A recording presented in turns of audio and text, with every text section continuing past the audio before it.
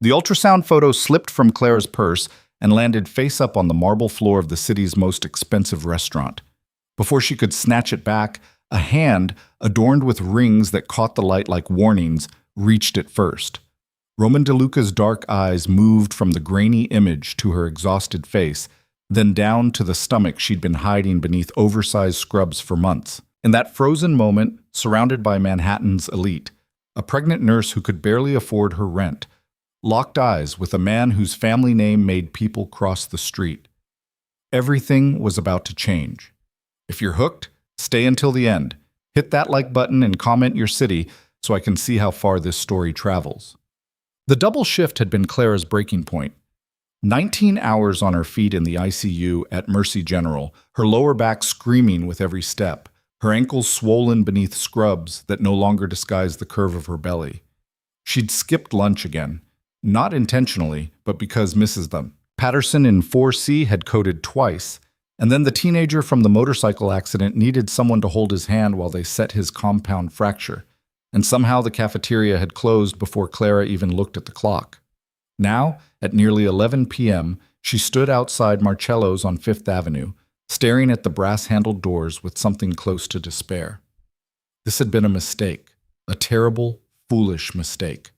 Her best friend Jen had insisted, "You need to eat something decent for once, my treat.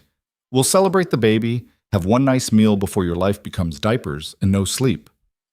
Jen worked here as a weekend hostess, and she'd promised Clara the staff discount would make it almost affordable. Almost being the operative word that Clara should have paid attention to. But Jen had been so excited, and Clara had been so tired of eating cereal for dinner, and maybe, just maybe, she'd wanted one evening where she felt like a normal woman having a nice meal instead of a single mother-to-be who calculated the cost of prenatal vitamins against her electric bill. Clara pushed through the doors. The restaurant was a study in understated wealth. Cream-colored walls, soft lighting that made everyone look younger and more beautiful. Tables draped in cloth so white it seemed to glow. The quiet murmur of conversation mixed with the gentle clink of crystal and silverware. Everyone here moved slowly, deliberately, as if they had all the time in the world because money had bought it for them. Clara felt immediately, overwhelmingly out of place. Her scrubs were wrinkled and bore a small coffee stain near the collar, an accident from hour 14 when she'd been too exhausted to notice the cup tipping. Her hair, once pulled back in a neat ponytail, now escaped in frizzy strands around her face. She'd washed her hands at the hospital, but she could still smell the antiseptic on her skin, and she was achingly aware that she looked exactly like what she was, exhausted, underpaid, and drowning. "Clara!" Jen appeared from the back hallway, her smile bright and warm. She looked perfect in the restaurant's signature black dress, her makeup flawless, her hair swept up in an elegant twist. They'd been roommates in nursing school, back when Clara's biggest worry had been passing pharmacology, not whether she could afford both rent and groceries. "You made it. I was starting to think you'd bail." "I almost did," Clara managed a tired smile. "This place is way too fancy for me." "Nonsense. You deserve something nice." Jen linked her arm through Clara's and steered her toward a small table near the back. "I've got you set up in the quiet corner. You can put your feet up, eat slowly, and actually relax for once." The table was perfect, tucked away from the main dining room, positioned near a window that looked out over the glittering city. Clara sank into the cushioned chair with a sigh of relief, feeling her body start to unwind for the first time all day. "What sounds good?" Jen handed her a menu, but Clara barely glanced at it. "Whatever's cheapest," she said quietly. "I know you said you'd treat, but I can't let you—" "Clara, stop." Jen's voice was firm but kind. "You're eating the chicken marsala, you're having the house salad, and you're drinking something other than hospital coffee. Non-negotiable." Clara felt her eyes burn with sudden tears. She was so tired of being proud, of pretending she had everything under control, of smiling through the exhaustion and fear. "Thank you," she whispered. Jen squeezed her hand. "That's what friends are for. Now sit tight. I'll get your order in and be back to check on you in a few minutes." She disappeared into the kitchen, leaving Clara alone in the quiet corner. For a moment, Clara just sat there, letting the tension drain from her shoulders. The restaurant hummed with quiet conversation, and through the window, the city lights sparkled like scattered diamonds. It was beautiful, peaceful. For the first time in weeks, she let herself breathe. Her hand drifted to her stomach, where the baby, her daughter, according to the ultrasound, shifted and turned. 5 months along now, and Clara still couldn't quite believe it was real. She'd been careful, she'd been smart. But one night with David, her boyfriend of 2 years, and suddenly her whole life had veered off course. Ex-boyfriend now. He'd made that clear when she told him about the pregnancy. "I'm not ready for this," he'd said, backing toward the door of her apartment like she was contagious. "I'm 28, Clara. I've got student loans and a career to build. I can't be a father right now." She'd wanted to point out that she was 26, drowning in her own debt, and working 60-hour weeks at a job that barely covered rent.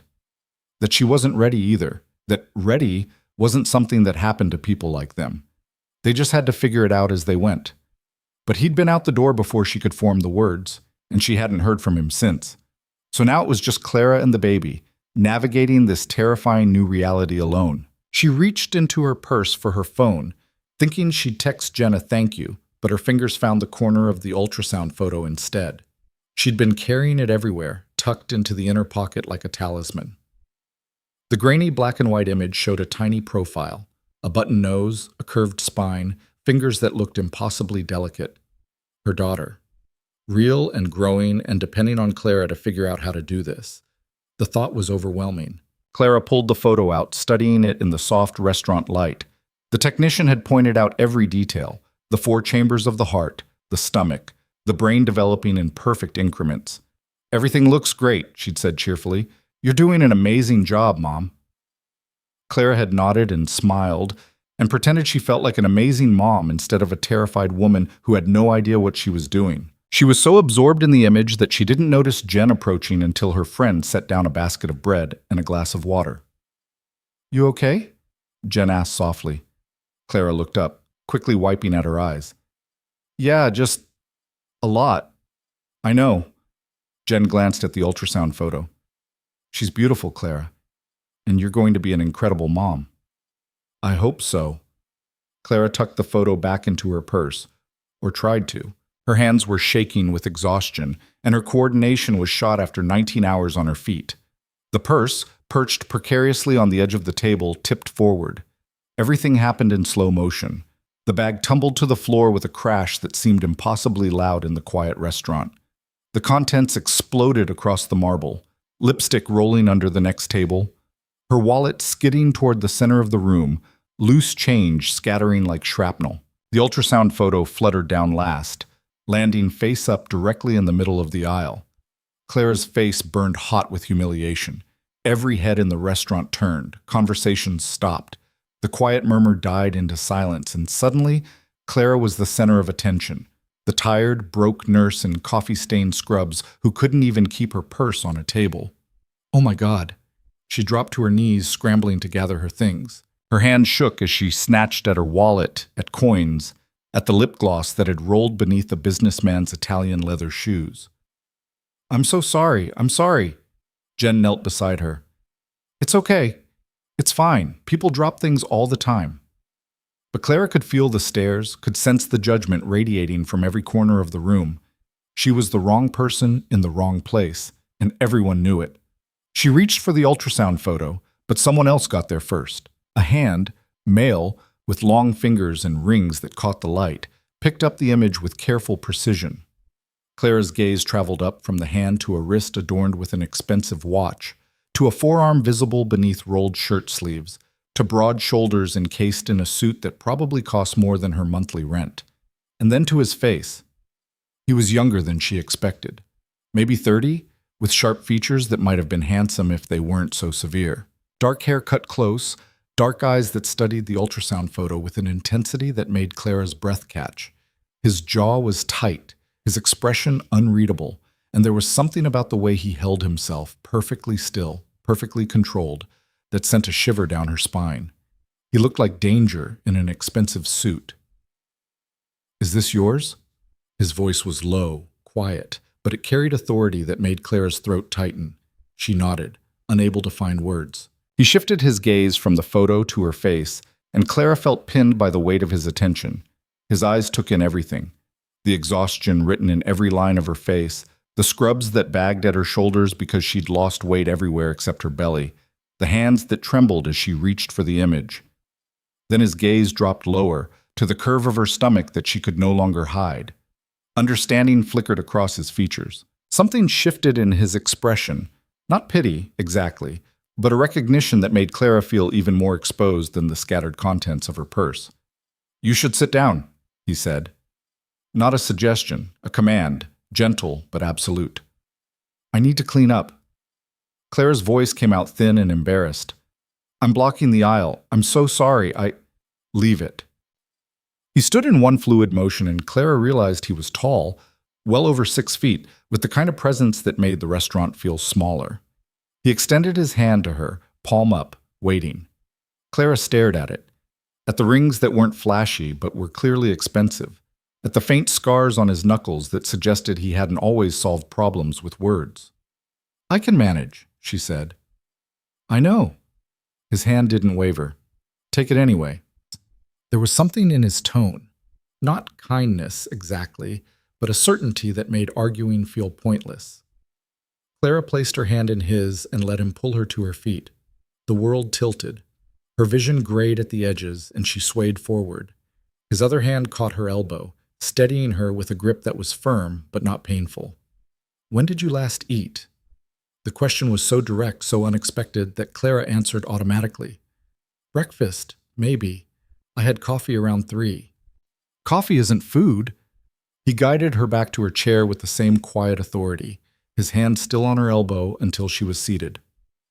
"Stay here." He turned away before she could protest, moving through the restaurant with the kind of confidence that parted crowds. Diners who'd been watching the spectacle suddenly found their plates fascinating. The businessman whose shoes had nearly been hit by Clara's lip gloss shifted back in his seat, giving the man a wide berth. Clara watched, bewildered, as he knelt in the aisle and began gathering her things. A man in a suit that probably cost thousands of dollars, collecting loose change and lipstick from a restaurant floor.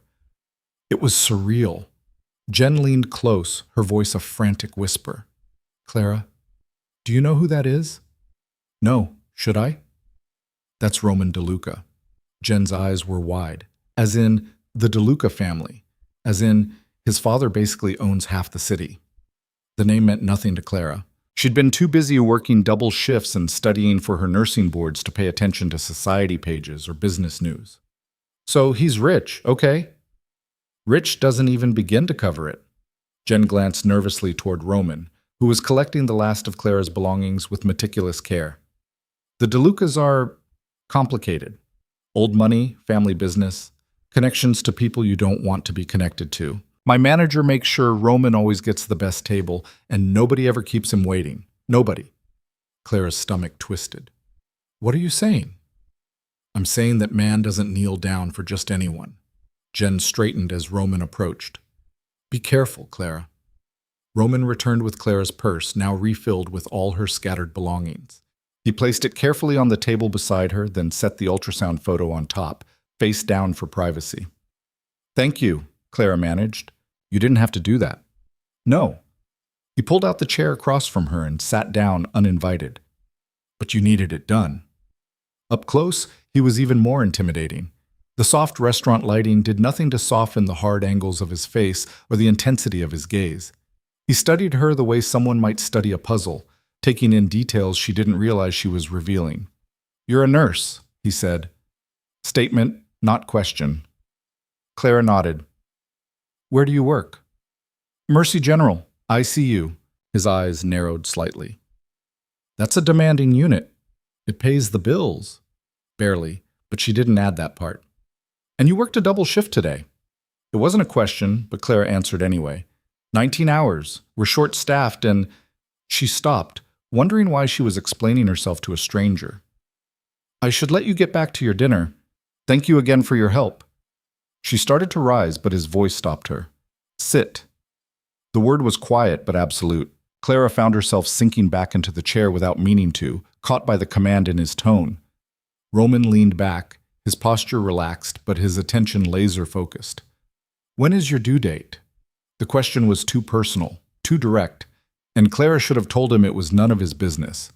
But there was something about the way he asked, not invasive, just certain that she would answer, that made her defenses crumble. October, she heard herself say. October 15th. First child? Yes. Father involved? The question hit like a physical blow. Clara's hands curled into fists in her lap, and she looked away, blinking back sudden tears. No. Silence stretched between them. When Clara finally dared to glance back, Roman's expression hadn't changed, but something in his eyes had darkened. Idiot, he said quietly. Clara let out a startled laugh that was half sob. Yeah, that's one word for him. Jen appeared with Clara's salad, her smile bright but her eyes wary as she glanced between Clara and Roman. Here you go, hun. Chicken marsala will be out in a few minutes. She set down the plate, then hesitated. Mr. DeLuca, can I get you anything? No. He didn't look away from Clara. Thank you, Jen. The fact that he knew her name made Jen's eyes widen, but she nodded and retreated quickly. Clara poked at her salad, suddenly not hungry despite having skipped 2 meals. The weight of Roman's attention was making her skin prickle with awareness. Eat, he said. I'm not really. You haven't eaten all day. Your hands are shaking. Your friend ordered you the chicken marsala, which means she knows you need protein and calories. Eat. The authoritative tone should have been annoying, should have made Clara bristle and defend her independence. Instead, she found herself picking up her fork and taking a bite of salad. It was delicious, crisp greens with candied walnuts and a vinaigrette that tasted expensive. And Clara hadn't realized how hungry she was until the first bite hit her tongue. She took another, then another, and suddenly she was eating steadily while Roman watched with an expression that might have been satisfaction. Better, he said. You're very bossy, Clara said between bites. Yes. No apology, no explanation, just acceptance of what he was. Clara should have been put off. She should have finished her meal quickly and left before this strange, intense man decided she was some kind of project. But something about his presence was oddly steadying. He wasn't looking at her with pity or judgment. He was just looking, seeing her in a way that made her feel less invisible than she had in months. Why are you still sitting here? She asked. Roman's dark eyes met hers. Because you're alone, exhausted, and pregnant. Because you dropped your purse and looked like the world was ending. Because the father of your child is an idiot who walked away, and you're working 19-hour shifts to make ends meet. He paused. And because I don't like it. The blunt honesty stole Clara's breath. You don't even know me. No, he agreed. Not yet. The words hung between them, heavy with implication. Clara set down her fork, her heart beating faster. Mr. DeLuca? Roman. She took a breath. I appreciate your help tonight. Really. But I don't need someone to rescue me. I'm handling things. Are you? He gestured to the purse she'd dropped, to the ultrasound photo she'd been clutching like a lifeline. When did you last have a full meal? When did you last sleep more than 4 hours? When did you last sit down without calculating whether you can afford the time? Every question landed like an arrow finding its mark. Clara's throat tightened. I'm fine, she whispered. You're drowning. Roman's voice was matter-of-fact, not cruel. And you're too proud to admit it. Clara wanted to argue, wanted to tell him he was wrong, that she had everything under control, that she didn't need some wealthy stranger pointing out all the ways she was barely surviving. But her eyes were burning with tears and her hands were shaking, and she was so damn tired of pretending. What do you want from me?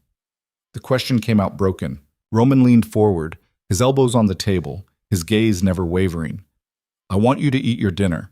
I want you to take care of yourself and that baby, and I want you to stop carrying this alone. I barely know you. That, Roman said, is temporary. Before Clara could respond, Jen arrived with the chicken marsala, the scent of garlic and wine and mushrooms making Clara's mouth water despite her emotional upheaval. She set it down along with fresh bread and a side of roasted vegetables that Clara definitely hadn't ordered. Compliments of Mr. DeLuca, Jen said quietly, glancing at Roman with something between respect and fear. He'd ordered her extra food, without asking, without making a show of it. Clara stared at the plate, then at him. Why are you doing this? Roman stood, smoothing his suit jacket with precise movements. Because someone should. He reached into his pocket and pulled out a business card, setting it beside her plate. "That's my personal number. If you need anything, and I mean anything, you call." Clara picked up the card. Heavy stock, embossed lettering. Just his name and a phone number, nothing else. "I won't call," she said. "You will." Roman's expression didn't change. "When you're ready." He turned to leave, then paused and looked back. "The baby. It's a girl?" Clara nodded, her hand drifting instinctively to her stomach. Something shifted in Roman's features, just for a moment, so quick she almost missed it. Something that looked almost like longing, or maybe regret, before his mask of control slid back into place. "She's lucky," he said quietly, "to have a mother who fights this hard for her." Then he was gone, moving through the restaurant with the same commanding presence that had first caught Clara's attention. Diners parted for him automatically. The staff nodded respectfully. And Clara was left sitting alone, staring at a business card and trying to understand what had just happened. Jen slid into the chair Roman had vacated. "Oh my God, Clara, what did he say to you?" "I don't know." Clara touched the business card, feeling the raised letters under her fingertips. "I really don't know." But she tucked it carefully into her purse, right next to the ultrasound photo, and didn't throw it away. The food sat in front of her, still steaming, and Clara realized she was ravenous. She ate slowly, savoring every bite, while Jen peppered her with questions about Roman DeLuca and what they'd talked about. "He just sat down," Clara tried to explain. "Asked about the baby, told me to eat." "That's it?" "Mostly." Clara didn't mention the way he'd looked at her, or the certainty in his voice when he'd said not yet, or the business card burning a hole in her purse. "He was concerned, I guess." "Roman DeLuca doesn't do concern," Jen said. "He does business. He does family obligations. He does not sit down with random nurses and make sure they eat their vegetables." Clara pushed roasted carrots around her plate. "Maybe I'm a special case, pregnant and pathetic." "You're not pathetic." Jen's voice was fierce. "You're surviving. There's a difference." But later, when Clara was back in her tiny studio apartment, lying in bed with her hand on her belly and her mind replaying the evening, she wondered if Roman had seen the difference, if he'd looked at her and seen strength, or just another woman who needed saving. The business card sat on her nightstand, propped against the lamp. She told herself she wouldn't call. She told herself she didn't need whatever he was offering, pity, charity, or something else she couldn't quite name, but she didn't throw the card away. 3 days later, Clara came home from another brutal shift to find a grocery delivery on her doorstep. Not just any groceries, high-quality staples, fresh produce, protein-rich foods, perfect for pregnancy. And tucked inside the first bag, a handwritten note on heavy cardstock. "You need to eat." R. Clara stood in her doorway, staring at the bags with her heart hammering. She should have been angry, should have felt insulted that this man she barely knew had somehow found her address and decided she needed taking care of. Instead, she felt something crack open in her chest. She carried the bags inside and put everything away with shaking hands, then sat at her small kitchen table and cried for the first time since David had walked out. Not sad tears exactly. Just release. The overwhelming relief of not being quite so alone, even if she didn't understand why or how. Her phone buzzed. An unknown number. "Did you get the delivery?" Clara stared at the message, her fingers hovering over the keyboard. She should tell him to stop, to leave her alone, that she didn't need his help. Instead, she typed, "How did you find my address?" The response came immediately. "I know people. Did you get the delivery?" "Yes." "Good. Eat the salmon tonight. Omega-3s are important." Clara let out a startled laugh. "You're really bossy." "Yes. Are you working tomorrow?" She should lie. Should tell him she had plans, a life. Things to do that didn't involve collapsing into bed after another shift. Double shift. 7 a.m. to midnight. The dots appeared, then disappeared, then appeared again. "That's too much. You need to cut back." "I need to pay rent," Clara typed back. "Bills don't care if I'm tired." A long pause. Then, "What if they did?" Clara frowned at her phone. "What does that mean?" "We'll talk. Rest tonight. Eat the salmon." The conversation ended there. leaving Clara staring at her phone and wondering what she'd just agreed to. She ate the salmon. It was delicious. And when she went to bed that night, she slept better than she had in weeks. The business card still on her nightstand and her phone within reach. The second message came at 6:45 a.m. while Clara was getting ready for her shift. Eat breakfast before you leave. Clara stared at her phone, then at the kitchen where she'd been planning to grab a granola bar and run. I don't have time, she typed back. Make time. The baby needs it. Something about the way he phrased it, not you need it, but the baby, made Clara pause. She thought about the ultrasound photo, about her daughter growing inside her, depending on Clara to make the right choices even when they were hard.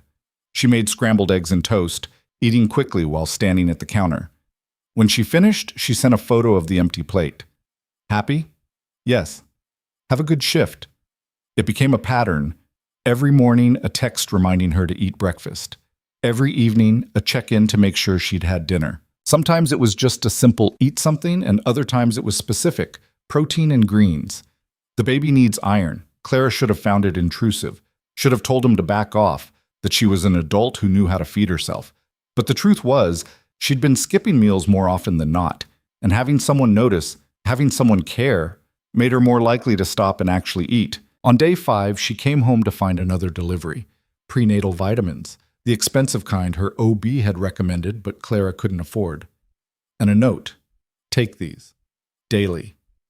Clara called the number before she could talk herself out of it. Roman answered on the first ring. Clara. Not a question. He knew it was her. You have to stop sending me things, she said. Why? The directness threw her off balance. Because I don't know you. Because this is weird. Because I can't afford to pay you back for any of this. I'm not asking you to pay me back. Then what are you asking for? Silence stretched between them. Clara could hear something in the background. Voices, maybe, or the sound of traffic. Wherever he was, it wasn't quiet. I'm asking you to take care of yourself, Roman said finally. And the baby. That's all. Why? Clara's voice cracked. Why do you care? Another pause, longer this time. When Roman spoke again, his voice was lower, rougher. Because I watched you scramble to pick up loose change in a restaurant while you were barely holding yourself upright. Because you're working yourself to death for a baby whose father was stupid enough to walk away. Because someone should care, and right now, that someone is me. Clara's throat tightened. You don't owe me anything. I know. The certainty in his voice made her chest ache. This isn't about owing. This is about what's right. And what's right is you playing guardian angel to a stranger. You're not a stranger anymore. Roman's tone shifted, became almost gentle. You're Clara. You work ICU at Mercy General. You like your coffee with too much cream and not enough sugar. You're having a daughter in October and you're terrified and you're not sleeping enough. And you deserve better than what you're getting. Say, the fact that he'd noticed all of that he'd been paying attention, made Clara's eyes burn. I don't know what to say, she whispered. Say you'll take the vitamins. Say you'll eat regular meals. Say you'll let me help just a little until things get easier. Clara looked at the vitamins, at the careful way they'd been packaged and delivered, at the evidence that someone was thinking about her, worrying about her, making sure she didn't disappear into the exhaustion. Okay, she said.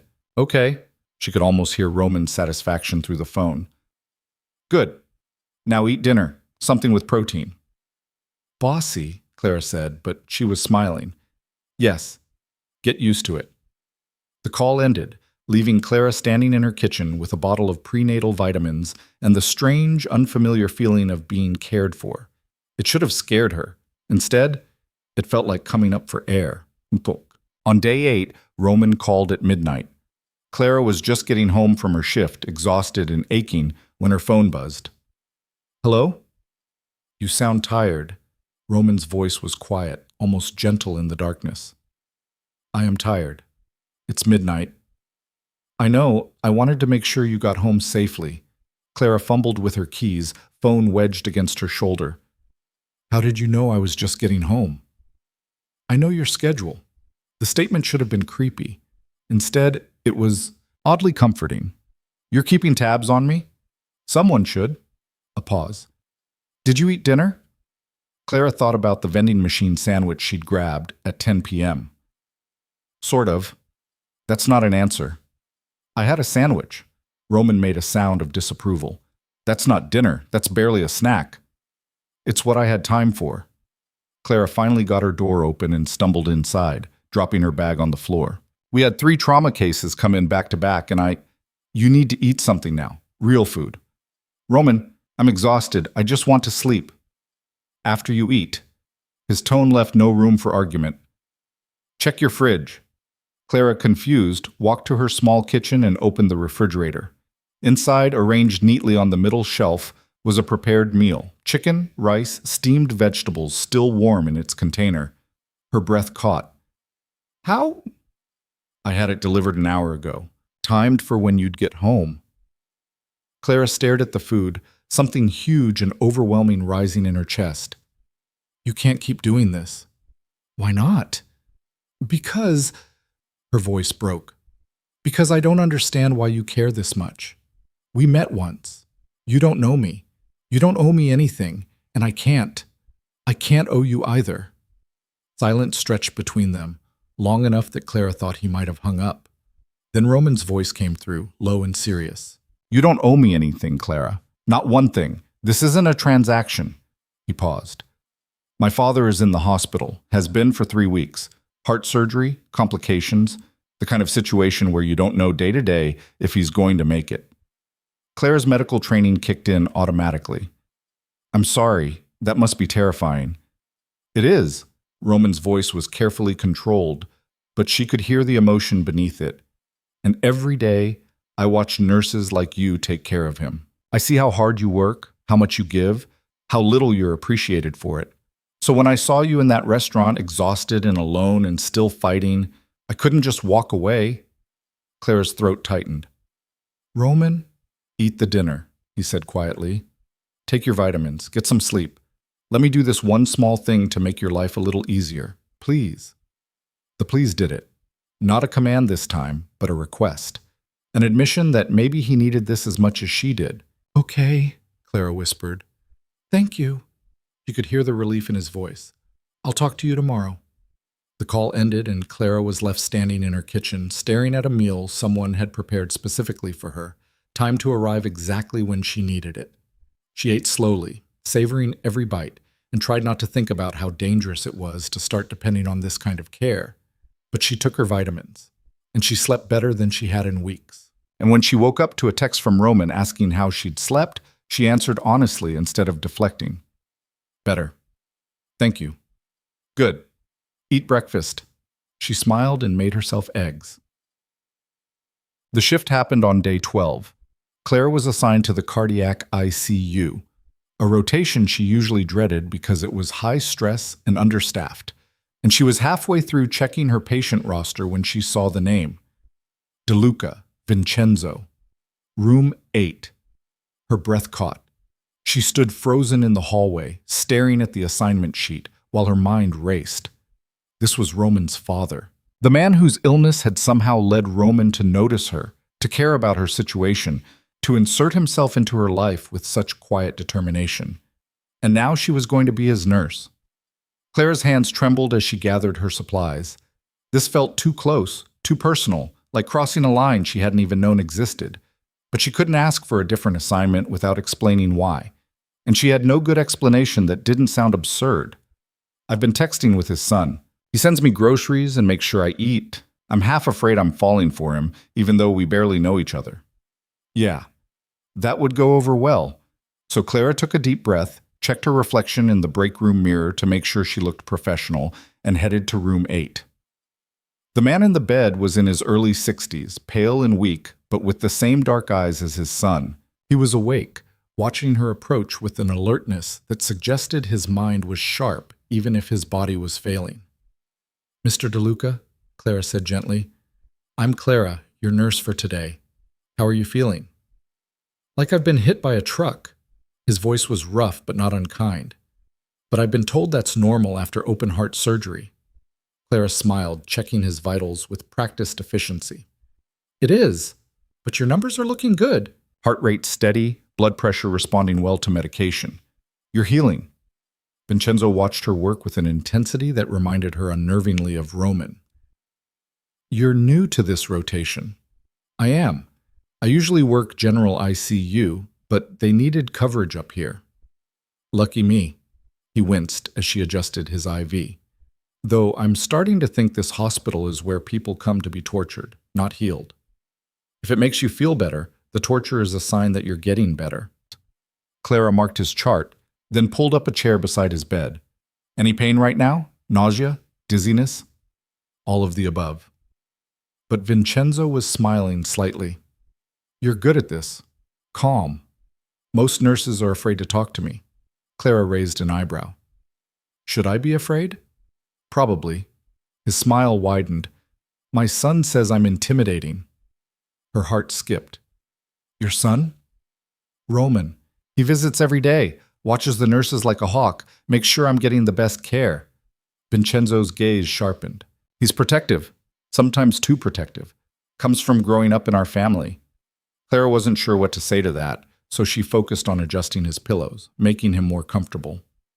"He mentioned you," Vincenzo said casually. Clara's hand stilled. "What?" "Roman. He told me about a nurse he met, said she was working too hard, needed looking after." Vincenzo studied her with those dark, knowing eyes. "He didn't mention she was beautiful." Clara's face flushed hot. "Mr. DeLuca, Vincenzo, please." He shifted in bed, grimacing slightly. "And don't be embarrassed. My son doesn't notice people often. When he does, it means something." "We barely know each other," Clara said quietly. "Yet." Vincenzo's smile was knowing. "Give it time." Before Clara could respond, the door opened and Roman walked in. He stopped dead when he saw her, his expression flickering through surprise, recognition, and something darker that Clara couldn't quite read. Then his mask of control slid back into place, and he was moving forward again, his attention shifting between Clara and his father. "You're looking better," Roman said to Vincenzo, but his gaze was on Clara. "I have a good nurse." Vincenzo's tone was innocent, but his eyes gleamed with amusement. "Clara here has been taking excellent care of me." Roman's jaw tightened almost imperceptibly. "Has she?" It wasn't a question. Clara cleared her throat, suddenly desperate to escape the tension in the room. "I'll give you two some privacy? Mr. D. Vincenzo, press the call button if you need anything." She moved toward the door, but Roman's voice stopped her. "Clara? A word?" She turned, finding him already at the door, holding it open and waiting. Vincenzo watched the exchange with obvious interest, looking far too pleased for a man who'd just had open-heart surgery. Clara followed Roman into the hallway, her heart hammering. He led her to a quiet corner, away from the nurse's station, then turned to face her. Up close, she could see the tension in his shoulders, the tightness around his eyes that suggested he wasn't sleeping well. "You didn't tell me you were working this rotation," he said. "I didn't know I would be until this morning." Clara crossed her arms, defensive. "They moved me to cover someone's sick leave." "For how long?" 2 weeks, maybe more." Roman processed this, his expression unreadable. "You're going to be my father's nurse." "It's my job, Roman." "I know." He ran a hand through his hair, disturbing its perfect styling. I didn't expect this." Clara softened slightly.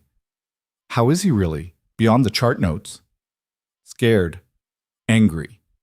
Trying to pretend he's fine when he's not." Roman's gaze met hers. "He needs good care. Consistent care. Someone who won't be intimidated by him." "I'm not easily intimidated." A ghost of a smile crossed Roman's face. "I noticed." They stood there in the quiet hallway, the weight of unspoken things hanging between them. Clara could hear the beep of monitors, the distant murmur of voices, the hum of the hospital continuing around them. "This makes things complicated," she said finally. "Yes. You can't use this to keep tabs on me, or control my shifts, or influence my work." Roman's expression hardened. "I would never compromise your job. But you'll send groceries to my apartment and call to make sure I'm eating? That's different." "How?" "Because that's about you." Roman stepped closer, close enough that Clara could smell his cologne, something expensive and subtle. This is about my father getting the best care possible, which, apparently, is you. Clara's breath caught at the compliment. I'm just doing my job. You're doing more than that. Roman's voice dropped lower. You care. Really care. I see it in how you interact with patients, how you talk to families. It's not just a job to you. It never has been. Clara looked away, uncomfortable with the intensity of his attention. But it's still my job, Roman, and your father is my patient. That has to come first. I know. He reached out, then stopped himself, his hand falling back to his side. I won't make this harder for you, I promise.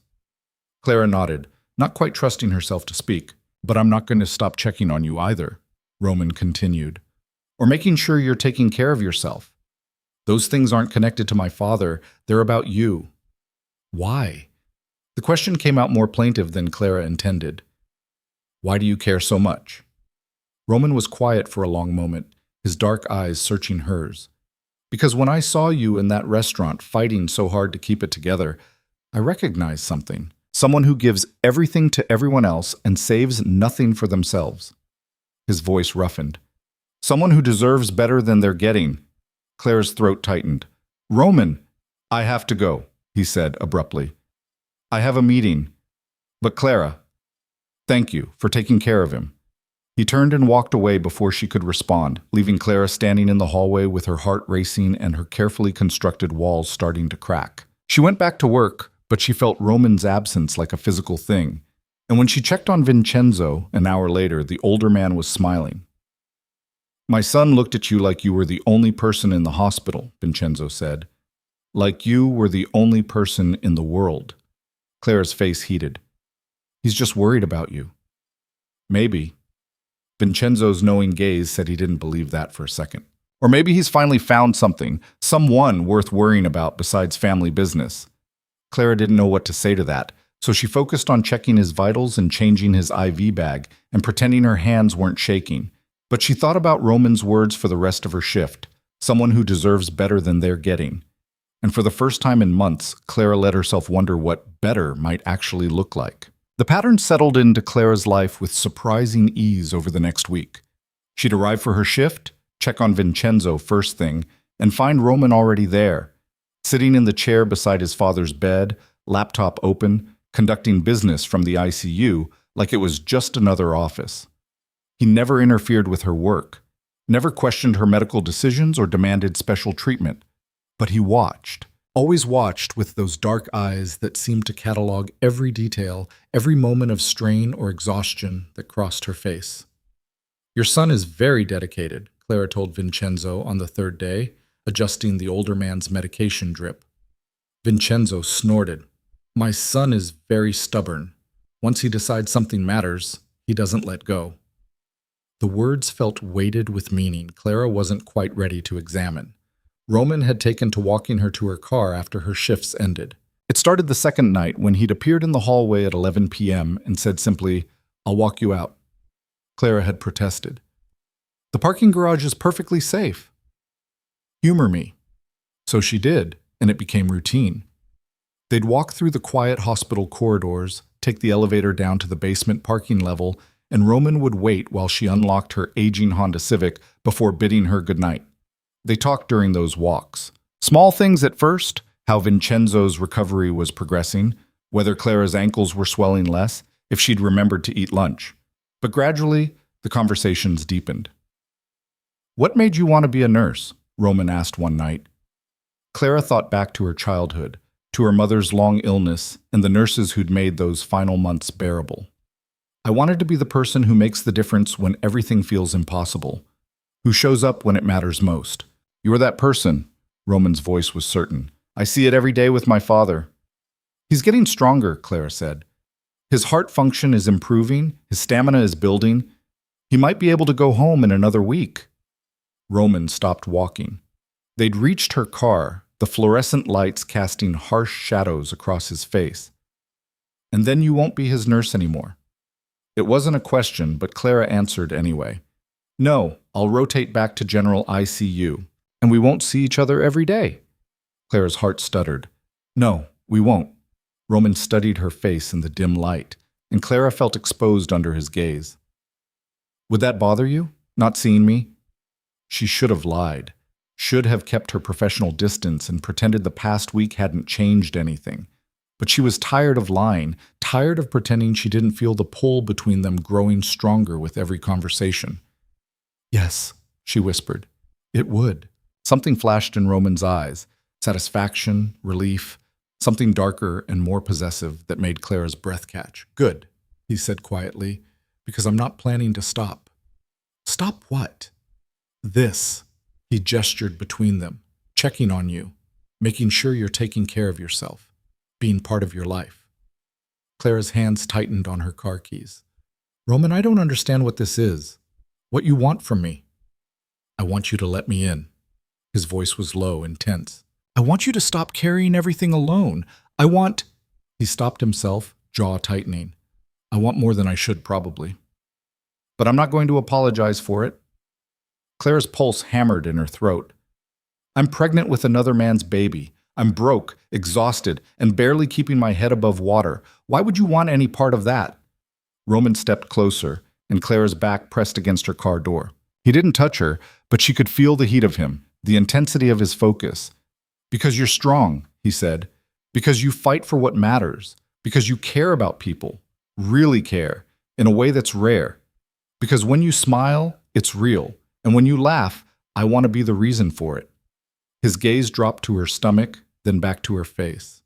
And because that baby deserves someone who will show up, who will stay, who will protect both of you. Tears burned Clara's eyes. You don't know me well enough to I know enough. Roman's hand lifted, hovering near her face, but not quite touching. I know you eat cereal for dinner when you're too tired to cook. I know you take the overnight shifts so the other nurses can see their kids. I know you cry when patients don't make it, even though you try to hide it. I know you're terrified of being a mother and convinced you're going to fail at it, even though anyone can see you're going to be amazing. Clara's breath caught. How do you know all that? Because I pay attention. His voice softened. Because you matter to me. The words hung in the air between them, heavy with promise and danger and something that felt terrifyingly close to hope. This is crazy, Clara whispered. Probably. Roman's lips curved slightly. Are you going to run? Clara should have said yes, should have gotten in her car, driven away, and put distance between herself and this intense, complicated man who was offering things she'd been afraid to even want. Instead, she said no, not yet. Good. Roman finally let his hand drop. Go home. Eat something. Sleep. I'll see you tomorrow.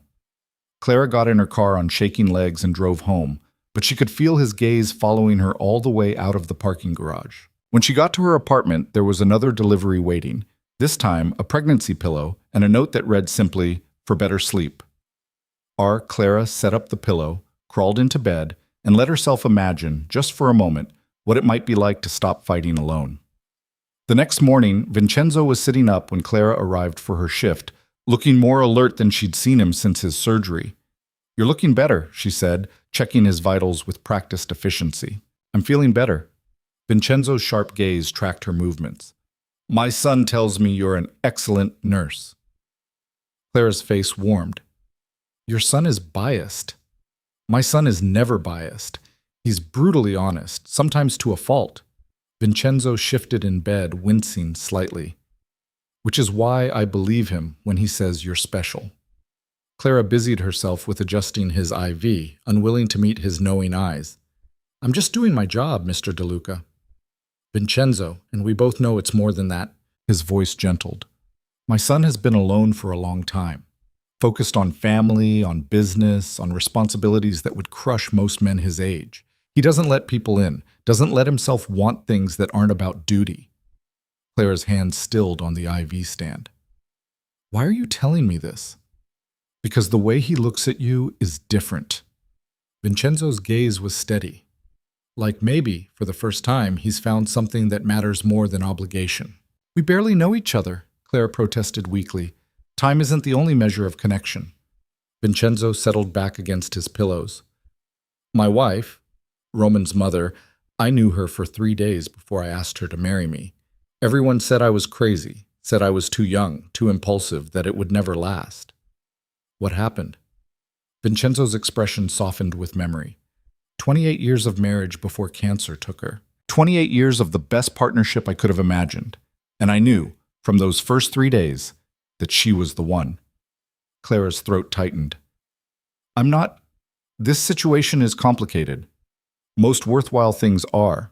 Vincenzo's gaze sharpened. But let me ask you something, Clara. When my son walks into a room, does your heart beat faster? When he asks if you're okay, do you feel seen in a way you haven't before? When you think about not having him in your life, does it feel like losing something important?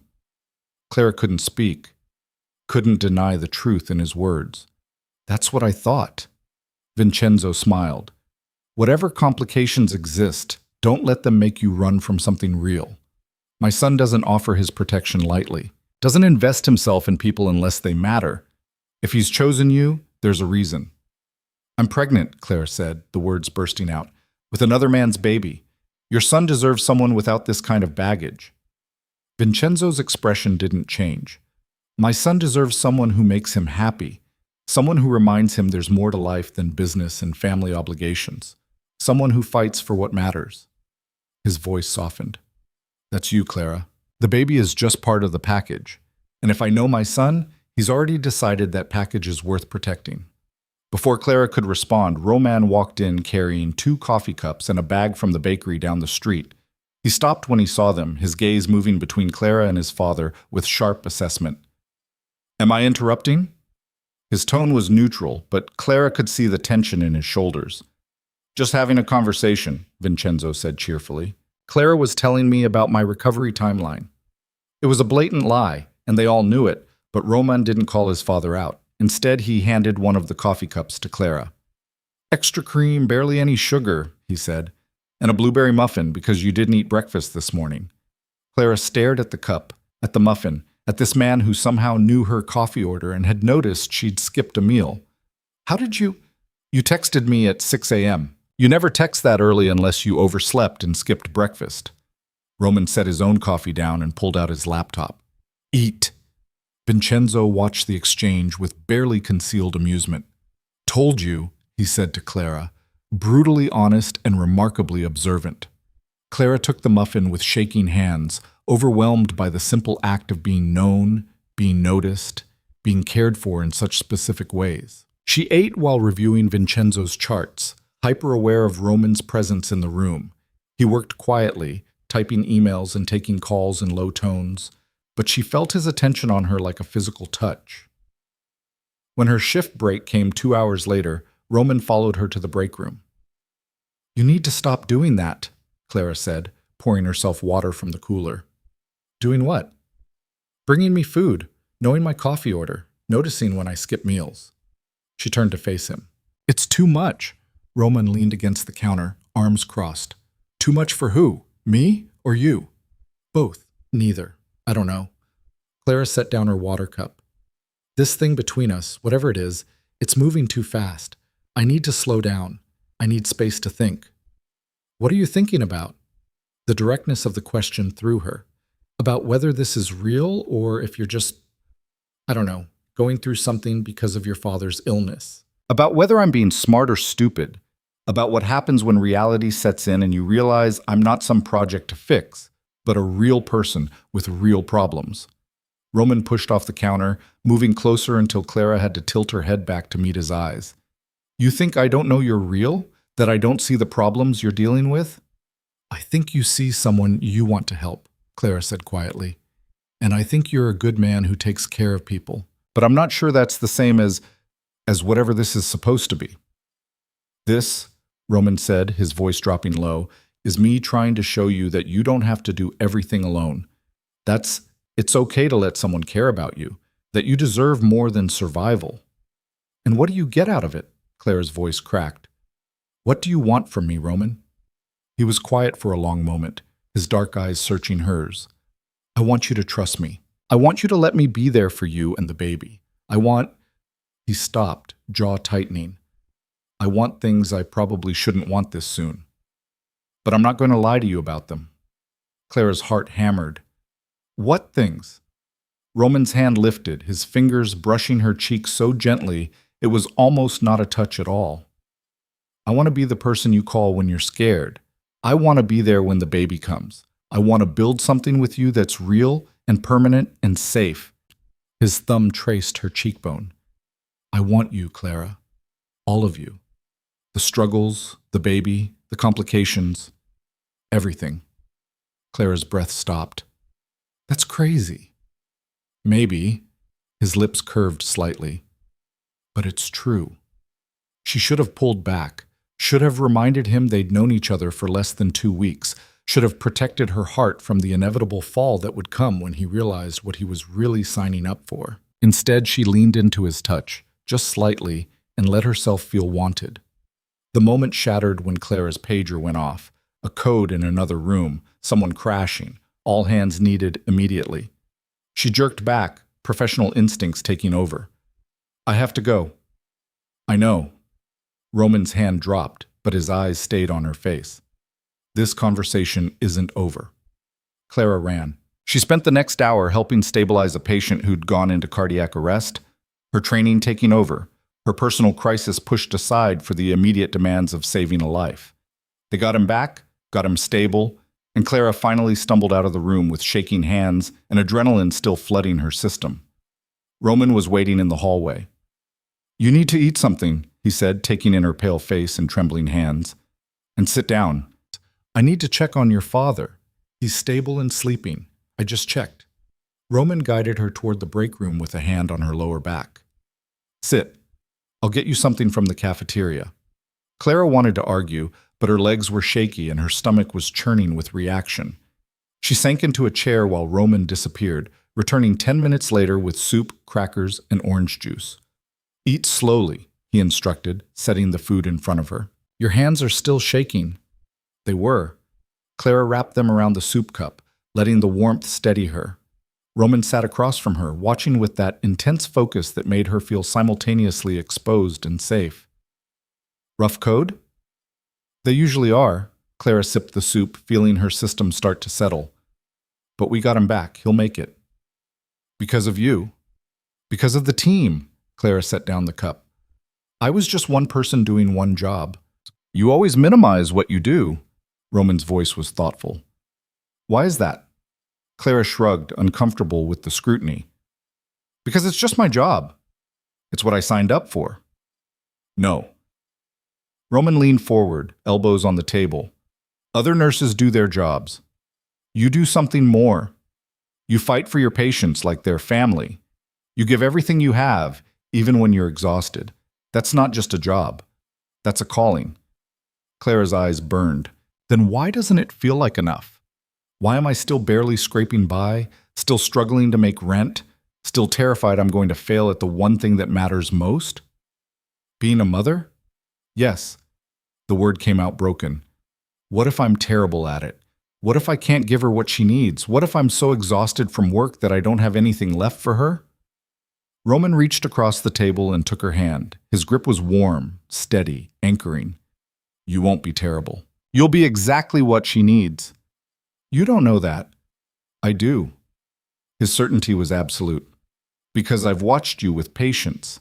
I've seen how you care, how you notice the small things, how you make people feel seen and valued. You'll do the same for your daughter, better, because she's yours. Clara's throat tightened. And when the father shows up wanting custody, when I have to explain why her dad isn't around, when she asks questions I don't have good answers for, then you tell her the truth. Roman's grip tightened. That sometimes people make mistakes, that sometimes the people who should stay don't, but that you loved her enough to stay, to fight, to give her everything you had. That's not going to be enough, Clara whispered. It will be. Roman's voice was fierce. And she won't be without a father figure. Not if I have anything to say about it. The words hung in the air, heavy with implication. Clara stared at him, her heart pounding. Roman, you can't. I can. I am. He stood, pulling her to her feet with him. I know this is fast. I know it's crazy. But I also know what I want, Clara. And what I want is you and that baby in my life. Permanently. Clara's vision blurred with tears. We barely know each other. Then let's change that. Roman's hands framed her face, his touch gentle, despite the intensity in his eyes. Have dinner with me, not as your patient's son, but as a man who wants to know everything about you. Let me in, Clara. Really in. She should have said no, should have maintained professional boundaries and protected her heart from the inevitable hurt. But she was so tired of being alone, so tired of fighting every battle by herself. And Roman was offering something she'd been afraid to even want: partnership, protection, a place to rest. Okay, she breathed. Dinner. Roman's expression transformed, a smile breaking through the usual stern control. Tomorrow night. I'll pick you up at 7. I work until 6. Then I'll pick you up at 7:30. Wear something comfortable. His thumb brushed her cheekbone.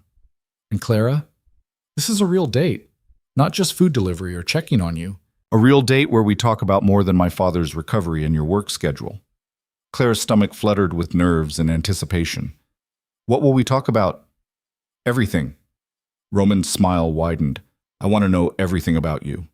He left her standing in the break room, her heart racing and her carefully constructed walls crumbling a little more. The rest of her shift passed in a blur. Clara checked on Vincenzo, who took one look at her face and grinned knowingly. She avoided Roman's gaze when he returned to his father's room, too aware of the heat in her cheeks and the way her pulse jumped every time she caught sight of him. When her shift finally ended, Roman walked her to her car as usual. But this time, when they reached the Honda, he didn't immediately step back. I meant what I said earlier, he told her quietly. All of it. Clara's breath caught. Which part? Every part. His hand lifted, tucking a strand of hair behind her ear. But especially the part about wanting you in my life, about being there for you and the baby, about building something real. Roman, you don't have to say anything now. His fingers trailed down her jaw, a whisper of touch that made her shiver. Just think about it. Think about what it could be like to not be alone anymore. He stepped back before Clara could respond, letting her get into her car with trembling hands and a mind full of dangerous possibilities. That night, lying in bed with the pregnancy pillow Roman had sent, Clara let herself imagine what he was offering. A partnership, protection, someone who showed up and stayed and cared about the details of her life. It was terrifying. It was also the most tempting thing she'd ever been offered. Her phone buzzed with a text. Did you eat dinner? Clara smiled despite herself. Yes, leftover soup from lunch. That's not dinner. That's a snack. It had crackers. Clara. She could practically hear the exasperation in his tone. Fine. I'll make eggs. Good. And tomorrow night, I'm feeding you properly. Clara's stomach fluttered. It's just dinner, Roman. No, he texted back. It's everything. Clara stared at her phone for a long time, then typed, I'm scared. The response came immediately. I know, but I'm not going anywhere. She fell asleep with her phone on her pillow and Roman's promise echoing in her mind. The next day at work, Vincenzo was sitting up and looking stronger than Clara had seen him since the surgery. His color was better, his breathing easier, and his monitor showed heart rhythms that made Clara's professional heart sing. You're doing amazingly well, she told him, reviewing his charts. Dr. Morrison is going to be thrilled with these numbers. I have good motivation to heal. Vincenzo's gaze was knowing. My son tells me he's taking you to dinner tonight. Clara's face heated. He did he? He sounded happy about it. Roman doesn't sound happy often. Vincenzo shifted in bed, his expression growing serious. I need to tell you something, Clara. About my family. About the business. Clara's stomach tightened. You don't have to. I do. Vincenzo's voice was firm.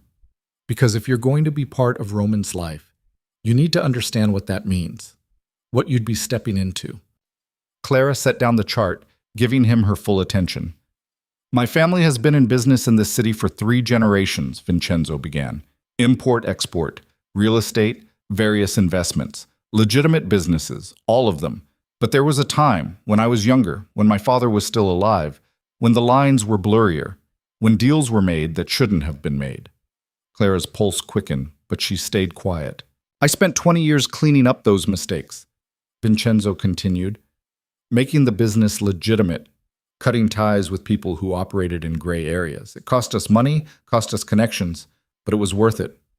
I wanted my son to inherit something clean, something he could be proud of. Did it work? Clara asked quietly. Mostly. Vincenzo's expression darkened. But old connections don't disappear just because you want them to. There are people who remember the old days, who think they still have claims on the DeLuca name, who don't like that we went legitimate. Clara's hands clenched on the bed rail. Are you saying Roman is in danger? I'm saying the world my son operates in is complicated, that there are people who might try to use anyone he cares about as leverage, that loving him means accepting certain precautions. Vincenzo's gaze was steady. I'm not trying to scare you away. I'm trying to be honest about what you'd be taking on. Clara thought about the way Roman moved through the world, the respect people showed him, the careful distance others maintained, the sense of controlled power that radiated from him even in quiet moments. He's more than just a businessman, isn't he? She said. He's the head of the family now, has been since I got sick. Vincenzo's voice held pride and sorrow. It's a heavy burden for someone his age, responsibilities that would crush most men, but he carries it because it's his duty. And you think he needs someone to share that burden with? I think he needs someone who reminds him he's more than just duty. Vincenzo reached out, his hand covering Clara's. You do that for him. I see it in how he looks at you, how he talks about you. You make him remember there's more to life than obligation. Clara's throat tightened. I'm not sure I'm strong enough for what you're describing. You're stronger than you think. Vincenzo squeezed her hand. You're a single mother working brutal hours to provide for your child. You save lives every day. You fight for people who can't fight for themselves. That's exactly the kind of strength my son needs beside him. Before Clara could respond, the door opened and Roman walked in. His gaze went immediately to where Vincenzo was holding Clara's hand, then to Clara's face, reading her expression with that uncanny accuracy. Everything okay? His voice was carefully neutral. Everything's fine, Vincenzo said, releasing Clara's hand. I was just telling Clara about the family business. Roman's jaw tightened almost imperceptibly. Were you? She deserved to know. Vincenzo's tone left no room for argument. Before tonight, Roman's gaze shifted to Clara, dark and intense. And now that you know... Clara looked between father and son, seeing the tension in Roman's shoulders, the concern in Vincenzo's eyes. She thought about everything she'd learned, about old connections and complicated histories and the weight of responsibility Roman carried. She thought about running, about protecting herself and her baby from a world that sounded dangerous and complicated, but she also thought about Roman's steady presence, about the way he showed up and stayed, about how he made her feel seen and valued and less alone than she'd felt in years. I still want to have dinner, she said quietly. The relief that flashed across Roman's face was so profound it made Clara's chest ache.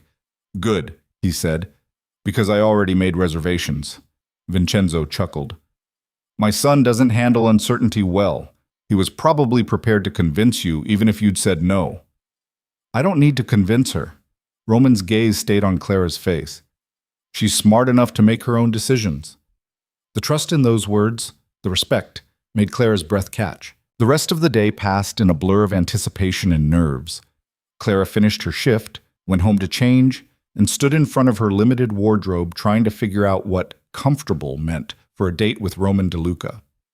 She settled on a simple black dress that accommodated her growing belly, paired with comfortable flats because her feet were too swollen for heels. Light makeup, hair down, and the only jewelry she owned, a simple silver necklace her mother had left her. When the knock came at 7:30 exactly, Clara took a deep breath and opened the door. Roman stood in her hallway looking devastating in dark slacks and a crisp white shirt, sleeves rolled to his forearms. His gaze traveled over her slowly, appreciation clear in his dark eyes. You're beautiful, he said simply. Clara's face heated. You clean up pretty well yourself. Roman's lips curved. Ready? She grabbed her purse, locked her door, and let him guide her down to the street where a sleek black car waited. This is a bit much for dinner, Clara said as he opened the door for her. Nothing is too much for you. Roman waited until she was settled before closing the door and walking around to the driver's side. The restaurant he took her to was elegant but not intimidating, a small Italian place with soft lighting and intimate tables. The host greeted Roman by name and led them to a private corner booth. You come here often? Clara asked as Roman held her chair. My mother used to bring me here when I was a child, before she got sick. He settled across from her. It's one of the few places that feels like home. The admission was quietly offered, a piece of himself that Clara recognized as significant. Tell me about her, Clara said. Roman's expression softened. She was brilliant, kind but strong. She ran the family's charitable foundation, made sure we stayed connected to the community. She taught me that power means nothing if you don't use it to help people who can't help themselves. She sounds amazing. She was. Roman's voice roughened slightly. She would have liked you, the way you care for people, the way you fight for what matters. Claire's throat tightened. I wish I could have met her. So do I. Roman reached across the table, his hand covering hers. But I think she'd be happy knowing her son finally found someone worth fighting for. The waiter appeared before Clara could respond, and they ordered, Roman choosing wine for himself and sparkling water for Clara, both of them selecting pasta dishes that the waiter promised were the chef's specialties. When they were alone again, Roman leaned back and studied her. Tell me something about you that I don't know yet. Clara laughed nervously. You already seem to know everything. I know your coffee order and that you skip meals. I know you're an excellent nurse and that you're terrified of failing as a mother. His gaze was steady. But I don't know what made you want to become a nurse in the first place. I don't know what you do for fun when you're not working. I don't know what you dream about when you let yourself dream. Clara was quiet for a moment, surprised by the depth of the questions. My mother had cancer when I was 14, stage 4, terminal, from the start. The nurses at the hospice where she spent her last months, they were incredible. They made her laugh when she was in pain, held my hand when I was scared, helped us both navigate something impossible. I wanted to be that for other people. Roman's hand tightened on hers. I'm sorry you lost her so young. Me too. Clara blinked back tears. But she taught me that strength isn't about not being afraid. It's about showing up even when you are. She was right. Roman's thumb traced patterns on her palm. And she'd be proud of who you've become. The simple certainty in his voice made Clara's chest ache. As for fun, she continued, trying to lighten the mood, I don't remember the last time I did something purely for enjoyment. Work, bills, survival. That's been my life for a while now. That needs to change. Roman's tone left no room for argument. Everyone needs something that brings them joy. And what brings you joy? Clara asked. Roman was quiet for a long moment. Honestly, this. Being here with you, seeing you smile, knowing you're taken care of. His dark eyes met hers. You bring me joy, Clara. Her breath caught at the raw honesty in his voice. Their food arrived, and they ate slowly, talking about everything and nothing. Clara told him about nursing school, about her friendship with Jen, about the tiny apartment she could barely afford but loved because it had good light. Roman told her about growing up under his father's expectations, about learning the business, about the weight of family responsibility. Do you ever wish you could just walk away? Clara asked. Do something completely different. Sometimes. Roman set down his fork. But the business employs hundreds of people, supports families. My choices affect more than just me. I can't walk away from that responsibility. Even if it makes you unhappy? I'm not unhappy. Roman's gaze was steady. The work is demanding, but it's worthwhile. And I'm learning that duty doesn't have to mean sacrificing everything else. What else do you want? This, he gestured between them, someone to come home to. Someone who sees me as more than just the family name or business obligations. Someone who reminds me why the work matters. Clara's heart hammered. That's a lot of pressure to put on one person. I'm not asking you to fix me or complete me, Roman said. I'm asking you to share your life with me. Let me share mine with you. Build something together that's ours.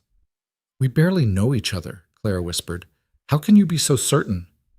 Because when I'm with you, I feel more myself than I have in years. Roman leaned forward. Because you don't want anything from me except honesty. Because you fight for what matters, and I want to be one of the things you fight for. Clara couldn't breathe. Couldn't think past the enormity of what he was offering. I'm scared, she admitted. I know. Roman's voice was gentle. But I'm asking you to be scared with me instead of alone. The waiter returned with dessert, tiramisu that Roman had ordered without asking because somehow he knew Clara would want something sweet. They shared it in quiet intimacy, and Clara felt her defenses crumbling with every passing moment. When they finally left the restaurant, Roman drove her home slowly, neither of them ready for the evening to end. He walked her to her door, and Clara turned to face him in the dim hallway light. "Thank you," she said quietly, "for dinner, for everything." "Clara." Roman's hand came up, cupping her face with infinite gentleness. "I need you to understand something. This isn't charity. This isn't me feeling sorry for you or trying to fix your problems. This is me wanting you in my life because you make it better." Tears burned her eyes. "How can you be so sure?" "Because I've never been more certain of anything." His thumb brushed away a tear that escaped. "Let me in, Clara, all the way. Let me be there for you and the baby. Let me show you what it's like to not carry everything alone." Clara looked up at him, at this complicated, intense man who'd somehow seen past all her defenses to the terrified woman underneath, who'd offered not just help but partnership, who made her feel valued and wanted and less alone than she'd felt in years. "Okay," she whispered, "I'm all in." Roman's expression transformed, relief and satisfaction and something deeper flickering across his features. "Yeah? Yeah." Clara managed a shaky smile. "I'm still terrified. But I want this. I want you." Roman's forehead pressed against hers, his breath warm on her face. "Thank you," he said roughly, "for trusting me, for giving me this chance." Then he kissed her, gentle and careful and full of promise, and Clara felt something fundamental shift inside her. When he finally pulled back, his eyes were dark with emotion. "I should go, before I forget how to be a gentleman," Clara laughed shakily. "Probably a good idea." He waited while she unlocked her door, then caught her hand one more time. "Tomorrow, dinner again. I want to introduce you to someone." "Who?" "You'll see." Roman's smile was mysterious. "Trust me?" Clara thought about everything they'd shared tonight, about his honesty and vulnerability and the way he'd opened himself to her. "Yes," she said. "I trust you." Roman's smile widened, and he pressed a kiss to her forehead before finally, reluctantly, stepping back.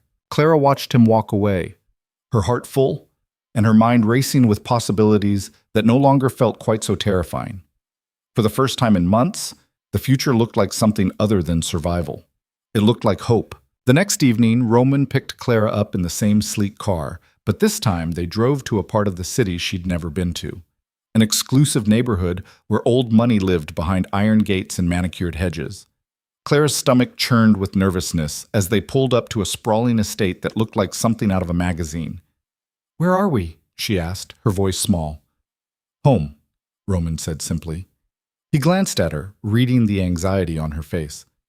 "My father wants to see you, outside the hospital.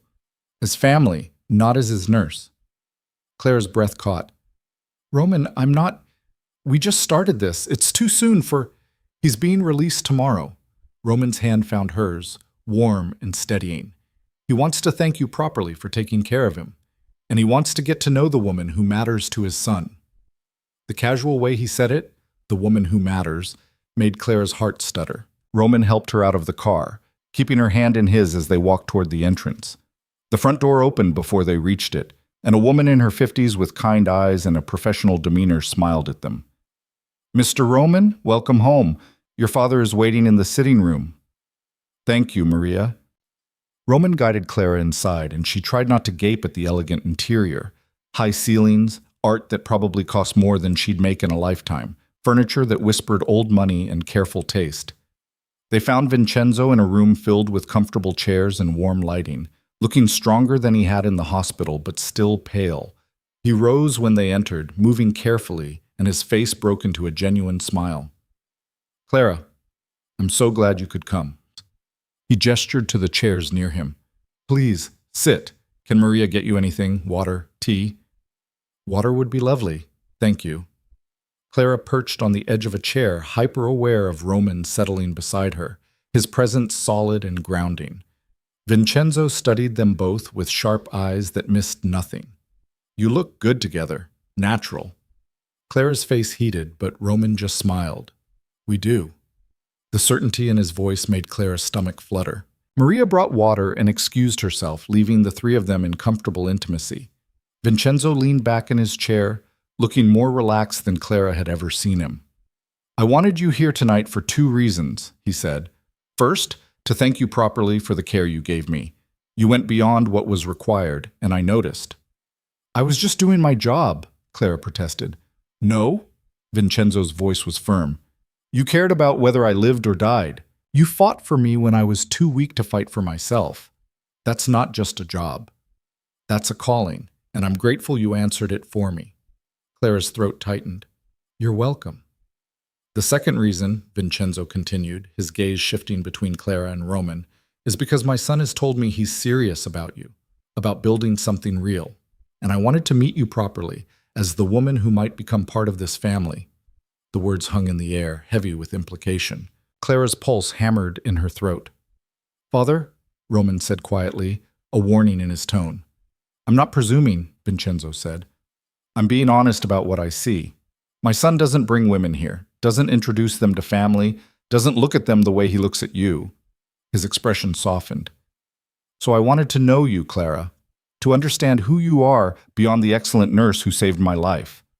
Clara glanced at Roman, who gave her an encouraging nod. She took a breath and met Vincenzo's gaze.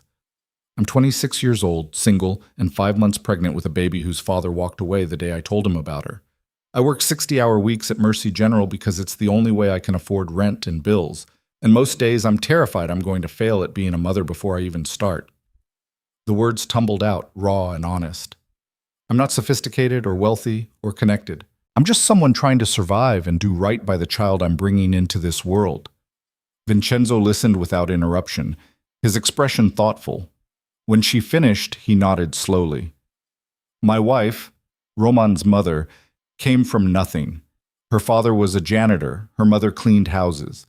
She had 2 dresses to her name when I met her, and she was working 3 jobs to put herself through college. His voice warmed with memory. Everyone told me I was crazy to marry someone from such a different world, that she wouldn't fit in, wouldn't understand our life, wouldn't be strong enough for what the family required. What happened? Clara asked quietly. She became the strongest person I ever knew. Vincenzo's eyes gleamed. She built our charitable foundation from nothing.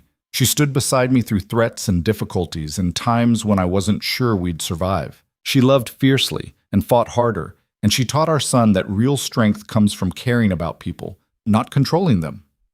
Roman's hand found Clara's, threading their fingers together.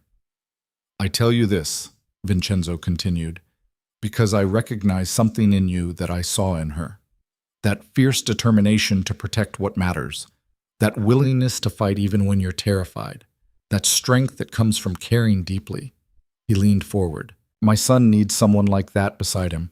Someone who reminds him what he's fighting for. Clara's vision blurred with tears. I don't know if I'm that person. You are. Roman's voice was quiet but absolute. You already are. Vincenzo smiled. Besides, that baby of yours is going to need a strong family. People who will protect her and love her and make sure she has everything she needs. The DeLucas take care of our own, Clara. If you let us, we'll make sure you and your daughter are never alone again. The offer was overwhelming in its generosity and its implications. Clara looked at Roman, seeing the hope in his dark eyes, the silent plea for her to say yes to this strange, unexpected family he was offering. I need to be honest about something, Clara said, her voice shaking. I'm scared. Not just of being a mother, but of this, of you, of what you're offering, because if I let myself depend on it and it goes away, she couldn't finish the sentence. It won't go away. Roman turned to face her fully, both hands gripping hers now. I'm not David. I'm not going to walk out when things get hard. I'm not going to abandon you or the baby. I'm here, Clara, for as long as you'll let me be. You can't promise that. Tears spilled down her cheeks. You don't know what will happen. What if you change your mind? What if this is just... It's not. Roman's voice was fierce. I know my own mind. I know what I want. And what I want is you and that baby in my life, permanently, completely, no matter what comes. Vincenzo cleared his throat gently. Perhaps I should give you two some privacy. No, Clara wiped her eyes. I'm sorry, I didn't mean to... You're processing something big. Vincenzo's voice was kind, Take all the time you need. But Clara, let me tell you something my wife told me when I was young and stupid and thought I had to control everything. She said the strongest thing a person can do is let someone else share the burden. That real courage isn't carrying everything alone. It's trusting someone enough to help carry it with you. The words hit Clara like a physical blow. Wasn't that exactly what she'd been doing? Carrying everything alone because she was too afraid to trust, too scared to depend on anyone else? I don't know how to stop, she whispered. I don't know how to trust that someone will stay. Then let me show you. Roman's thumbs brushed away her tears. One day at a time. One moment at a time. Let me prove that I'm not going anywhere. Clara looked into his dark eyes and saw nothing but certainty. No doubt, no hesitation, no fear. Just absolute conviction that this was right. Okay, she breathed. One day at a time. Roman's smile was brilliant, transforming his usually serious face. He pulled her close, pressing his forehead to hers, and Clara felt something inside her chest crack open. Not breaking, but opening to let in light she hadn't realized she'd been blocking. Vincenzo watched them with satisfaction. Good. Now that's settled. Let's have dinner. Maria's been cooking all afternoon and she'll be insulted if we don't eat properly. The meal was wonderful. Homemade pasta and fresh bread and vegetables that tasted like they'd been picked that morning. They ate in the formal dining room, but the atmosphere was warm and comfortable. Vincenzo telling stories about Roman's childhood that made Clara laugh and Roman protest. He was 7 years old and already trying to reorganize my office, Vincenzo said, grinning. Told me my filing system was inefficient and he could improve productivity by 40%. I was right, Roman said mildly. You were a terror. But Vincenzo's voice was full of love. Brilliant and determined and absolutely certain you knew better than everyone else. Some things don't change, Clara teased, and Roman's hand found her knee under the table, squeezing gently. After dinner, Vincenzo excused himself, doctor's orders to rest early, and Roman took Clara out to the terrace overlooking the gardens. The city lights sparkled in the distance, and the night air was cool and sweet. Thank you for coming tonight, Roman said, pulling her close against his side. I know it was overwhelming. A little. Clara leaned into his warmth. But your father is wonderful. I can see where you get your strength from. And my stubbornness? She laughed. That too. They stood in comfortable silence, and Clara let herself imagine, really imagine, what it might be like to build a life here. To have this kind of security and support. To let Roman be part of her and the baby's world. Can I ask you something? She said quietly. Anything. What your father said about old connections and complicated history, how dangerous is it really? What am I stepping into? Roman was quiet for a long moment. The truth is, most of the dangerous elements are gone. My father spent years cleaning up the business, cutting ties with anyone who operated outside the law. But there are people who remember the old days, who think they're owed something or who want to use the DeLuca name for their own purposes. And those people could be a threat? Potentially. Roman's arm tightened around her. Which is why I take precautions. Security, careful vetting of business partners, maintaining distance from anyone questionable. I won't let my family's past put you or the baby at risk. Clara absorbed this, trying to reconcile the gentleman beside her with the world of calculated danger he was describing. Have you ever been in actual danger? Yes. Roman didn't sugarcoat it. Twice. Once when I was 22 and someone tried to use me as leverage against my father. And once, 3 years ago, when a business deal went bad and the other party made threats. What happened? I handled it. His voice was hard. No one threatens my family and walks away unscathed. The cold certainty in his tone sent a shiver down Clara's spine. Not fear exactly, but recognition of the steel beneath his careful control. I need you to understand something, Roman continued, turning to face her fully. If you choose this, choose me. I will protect you with everything I have. You and the baby will be as safe as I can possibly make you, but I won't lie and say there's no risk. My world comes with complications that most people never deal with. Clara thought about her current life, working endless hours, struggling to pay bills, facing single motherhood with no support, and constant fear. Was Roman's world really more dangerous than the precarious existence she was already living? I'm already at risk, she said quietly. Every day I go to work exhausted, I'm risking my health and the baby's. Every month I struggle to make rent, I'm risking homelessness. Every shift I work alone at midnight in a hospital parking garage, I'm risking my safety. At least with you, I wouldn't be facing those risks alone. Roman's expression softened. No, you wouldn't be alone anymore. Then I choose this. Claire's voice was steady. I choose you. Complications and all. Roman kissed her then, deep and thorough and full of promise, and Clara felt the last of her resistance crumble. When they finally pulled apart, both breathing hard, Roman rested his forehead against hers. Move in with me, he said. Clara's eyes flew open. What? Move in with me. Roman's hands framed her face. Not here, not yet. That's too much too fast. But I have an apartment in the city closer to the hospital, 3 bedrooms, good security, plenty of space. You and the baby would be safe and comfortable, and you wouldn't have to work yourself to exhaustion just to make rent. Roman, I can't just... Why not? His dark eyes searched hers. Give me one good reason why not. Because we've known each other for 3 weeks, Claire's voice rose. Because this is crazy. Because people don't just move in together after a few dates. People do it all the time when they're certain. Roman's voice was calm. And I'm certain about you, Clara. About us. I want you close. I want to know you're safe. I want to wake up knowing you and the baby are taken care of. Clara's mind raced. It was too fast, too much, too overwhelming, but it was also tempting beyond measure. Safety, security, someone who wanted to share the burden instead of adding to it. I need time to think, she said finally. Roman nodded, accepting this. Okay? Think. But Clara, while you're thinking, remember something. I'm not offering charity. I'm not trying to buy you or control you. I'm offering partnership, a real relationship where we take care of each other. And what do you get out of this partnership? Clara asked. What do I bring to this equation besides problems and complications? Roman's smile was gentle. You bring yourself. Your strength, your kindness, your fierce determination to protect the people you love. You bring light into my world, Clara. You make me remember there's more to life than obligation and duty. That's worth everything. Claire's throat tightened with emotion. I don't know how to do this, how to let someone take care of me. Then let me teach you. Roman pulled her close, wrapping his arms around her.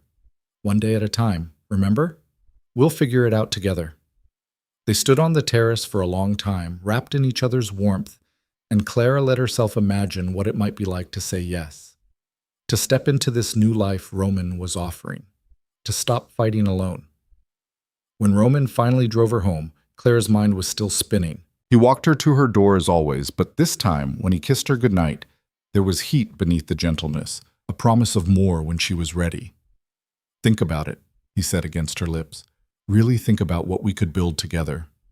I will, Clara promised. She spent that night lying awake, one hand on her growing belly, weighing fear against hope.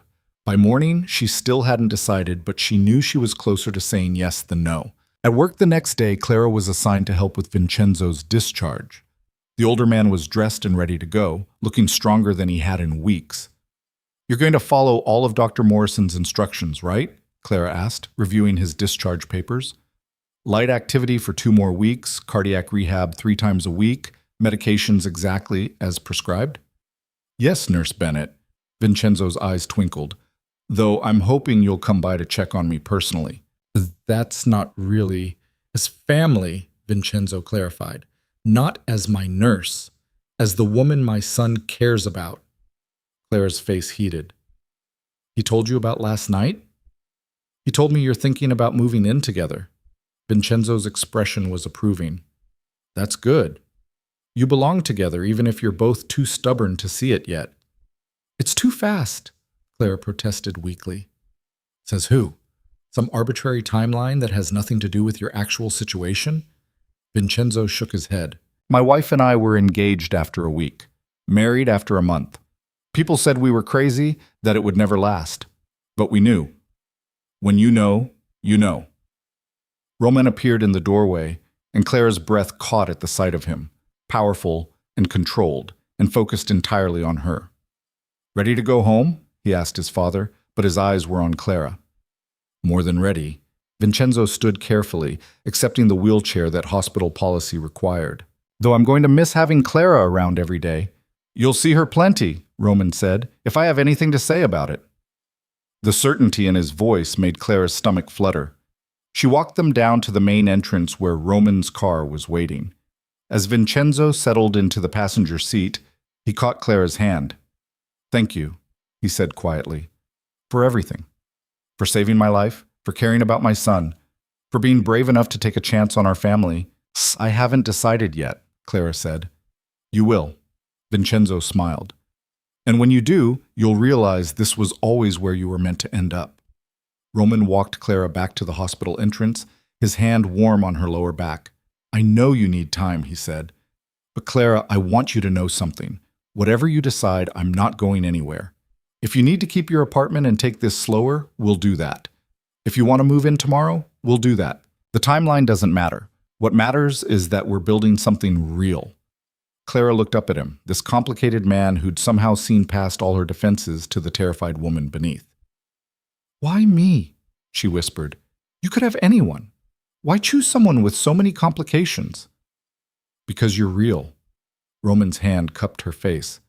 "Because you don't want anything from me except honesty. Because when you look at me, you see a man, not a name or a bank account. Because you fight for what matters, and you don't give up, even when you're exhausted." His thumb brushed her cheekbone.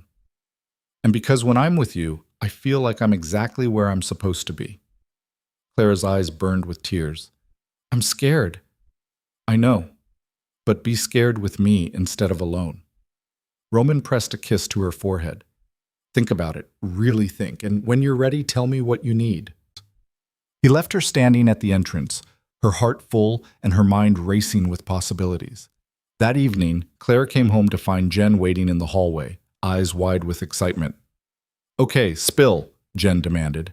"You've been mysterious for weeks, and I want details. Who is he really? What's happening? And why do you look like someone who's either falling in love or having a nervous breakdown?" Clara unlocked her door and let Jen inside. "Maybe both?"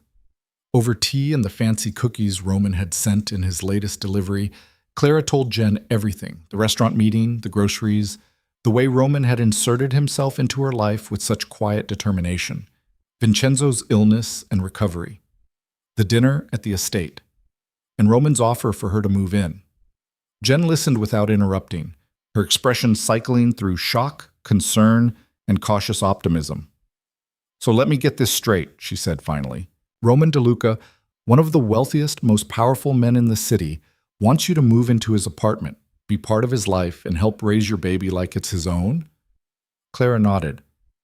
"And you're hesitating because it's insane." Clara set down her tea with shaking hands. "Jen, we've known each other less than a month. Normal people don't move this fast. Normal people take time to build trust and figure out compatibility, and you're not in a normal situation," Jen interrupted. "You're pregnant, alone, and struggling, and he's offering you safety, security, and partnership. Plus, from what you've told me, he's not trying to control you or buy you. He's just showing up, being there, making your life easier in ways that matter." "But what if it's too good to be true?" Clara's voice cracked. "What if I let myself depend on this and he changes his mind? What if 6 months from now he realizes he doesn't actually want to raise someone else's baby and I'm worse off than I started?" Jen reached across the table and gripped Clara's hand. "That's the fear talking. But honey, you can't live your whole life protecting yourself from hypothetical hurt. At some point, you have to take a risk on something good." "What if I'm wrong about him?" "What if you're right?" Jen's voice was gentle. "What if he's exactly who he seems to be? Someone strong and protective who genuinely cares about you. Don't you deserve to find out?" Clara thought about Roman's steady presence, his quiet care, the way he made her feel seen and valued. "I don't know how to trust this." "Then trust yourself." Jen squeezed her hand. "Trust your instincts. You're an excellent judge of character. You have to be in your job. What do your instincts tell you about Roman?" Clara closed her eyes, listening to the truth she'd been trying to ignore. That he's honest. That he means what he says, that he'll show up and stay even when things get hard. Then maybe it's time to stop fighting and start believing. After Jen left, Clara sat alone in her tiny apartment, looking at the space she'd worked so hard to afford. It was small, and the heating was unreliable, and the neighbors were loud, but it was hers. Leaving it felt like giving up something important: her independence, her self-sufficiency, the proof that she could survive on her own. But was surviving the same as living? Her phone buzzed with a text from Roman. "How are you feeling?" Clara smiled despite her turmoil. Overwhelmed, confused, scared. That's honest. "Thank you for telling me." She stared at the screen, then typed, "Can I see the apartment before I decide?" The response came immediately. "Tomorrow. I'll pick you up after your shift." Clara set down her phone and placed both hands on her belly, where the baby was moving and shifting. "What do you think?" she whispered. "Should we take the leap?" The baby kicked in response, and Clara chose to interpret it as encouragement. The next evening, Roman drove her to a building in a neighborhood Clara had always loved but never been able to afford. The doorman greeted Roman by name, and they took a private elevator to the top floor. The apartment was beautiful: hardwood floors, huge windows overlooking the city, a kitchen that made Clara's heart sing with its space and modern appliances. The master bedroom had an ensuite bathroom with a tub that Clara immediately wanted to soak in. But what made her breath catch was the second bedroom, already set up as a nursery. A crib stood against one wall, still in its packaging. A changing table, a rocking chair, shelves ready for books and toys, everything a baby would need, waiting to be assembled and used. "You did this?" Clara's voice was barely a whisper. Roman stood in the doorway, watching her reaction. "I wanted you to see that I'm serious, that this isn't some vague offer. It's real. You and the baby would have everything you need here." Clara walked to the crib, running her fingers over the box. "This is expensive. All of this is expensive." "I can afford it." Roman moved to stand beside her. "Money isn't the point. The point is that you wouldn't have to worry about it anymore. You could focus on staying healthy, preparing for the baby, working reasonable hours instead of killing yourself with doubles." "And what would you get out of this arrangement?" Clara asked, needing to hear him say it again. "You." Roman turned her to face him. "I get to come home to someone who matters. I get to be part of something real instead of just managing business and obligations. I get to help raise a child and be the kind of man who shows up when it counts." His hands framed her face. "I get you, Clara. That's everything." Clara looked around the nursery, imagining her daughter here, safe, warm, surrounded by everything she'd need. Then she looked at Roman, seeing the hope and certainty in his dark eyes. "I'm terrified," she said. "I know. But I want this." The admission came out broken. "I want you. I want this life you're offering. I want to stop being so tired and scared all the time." Roman's expression transformed with relief and joy. "Yeah?" "Yeah." Clara managed a shaky smile. "I'm saying yes, to moving in, to building something together, to taking this leap. Yes." Roman kissed her then, deep and claiming and full of promise, and Clara felt the last of her walls crumble completely. When they finally pulled apart, both breathing hard, Roman rested his forehead against hers. "Thank you," he said roughly, "for trusting me, for giving us this chance." "Thank you for not giving up on me," Clara whispered, "for seeing past all my fear and showing me what we could be." They stood in the empty nursery holding each other, and Clara felt something settle in her chest, not the absence of fear, but the presence of hope strong enough to outweigh it. Over the next week, Roman helped her move her meager belongings into the apartment. He hired movers for the furniture, personally carried her boxes, and insisted on her supervising rather than lifting anything herself. "The baby needs you to rest," he said when she protested. "Let me handle this." Jen came to help, her eyes wide as she took in the apartment. "Holy hell, Clara, this place is incredible." "I know," Clara said, still not quite believing it was real. "I keep thinking I'm going to wake up." "If you do, please wake up somewhere that has this kitchen." Jen ran her hands over the granite countertops. "I would kill for this much counter space." Roman appeared with another box, and Jen straightened, suddenly nervous. "Mr. DeLuca, hi." "Roman, please." He set down the box and extended his hand. "You must be Jen. Clara talks about you constantly." Jen shook his hand, looking slightly dazed. "She talks about you too. Pretty much non-stop. Clara's face heated. Jen. What? It's true, Jen grinned. But I approve. Anyone who makes my best friend smile like this is okay in my book. Roman's expression softened as he looked at Clara. That's all I want to do. Make her smile. The simple honesty of it made Clara's chest ache. That night, after everything was unpacked and Jen had gone home, Clara stood in the living room of her new apartment, their apartment, and tried to process how much her life had changed in a month. Roman came up behind her, wrapping his arms around her and pulling her back against his chest. His hands settled on her belly, feeling the baby move beneath his palms. She's active tonight, he said quietly. She knows something big is happening. Clara covered his hands with hers. Or maybe she's just happy we're finally home. Home, Roman repeated, and Clara heard the satisfaction in his voice. I like the sound of that. They stood together in the quiet apartment, and for the first time in months, maybe years, Clara felt safe. Truly, completely safe. Not because her circumstances had magically become easy, but because she was no longer facing them alone. Whatever came next, they would handle it together. And that made all the difference. The first 2 weeks in the apartment passed in a blur of domesticity that felt almost surreal. Clara would come home from her shifts to find Roman already there, working from the dining table with his laptop, phone constantly buzzing with business calls he'd take in the other room. He'd insist she put her feet up, bring her water or tea, ask about her day with genuine interest that still caught her off guard. You don't have to wait on me, she told him one evening, watching him prepare dinner with efficient movements that suggested he'd done this many times before. I'm not waiting on you. I'm cooking for us. Roman glanced over his shoulder, his expression soft. There's a difference. Most men your age can barely boil water. Most men my age had mothers who cooked for them until they moved out. Roman turned back to the stove. Mine died when I was 16. It was learn or survive on takeout. The casual mention of loss made Clara's chest ache. She knew his mother had passed, but hearing the age, 16, still so young, brought it into sharp focus. That must have been incredibly hard, she said quietly. It was. Roman's shoulders tensed slightly. She was sick for 2 years before the end. Cancer, aggressive and cruel. I watched her fade piece by piece, and there was nothing any of us could do to stop it. Clara understood that helplessness intimately. I was 14 when I lost my mother.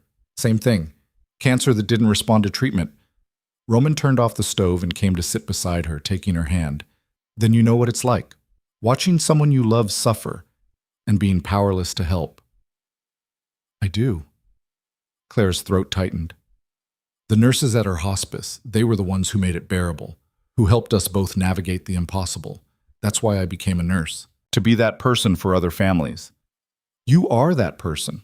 Roman's grip tightened. You were for me and my father. You cared when you didn't have to. You fought for him. I fight for all my patients. I know. It's one of the things I love about you. The word hung in the air between them, love, said so casually that Clara almost missed it. But Roman's eyes had widened slightly, as if he'd surprised himself with the admission.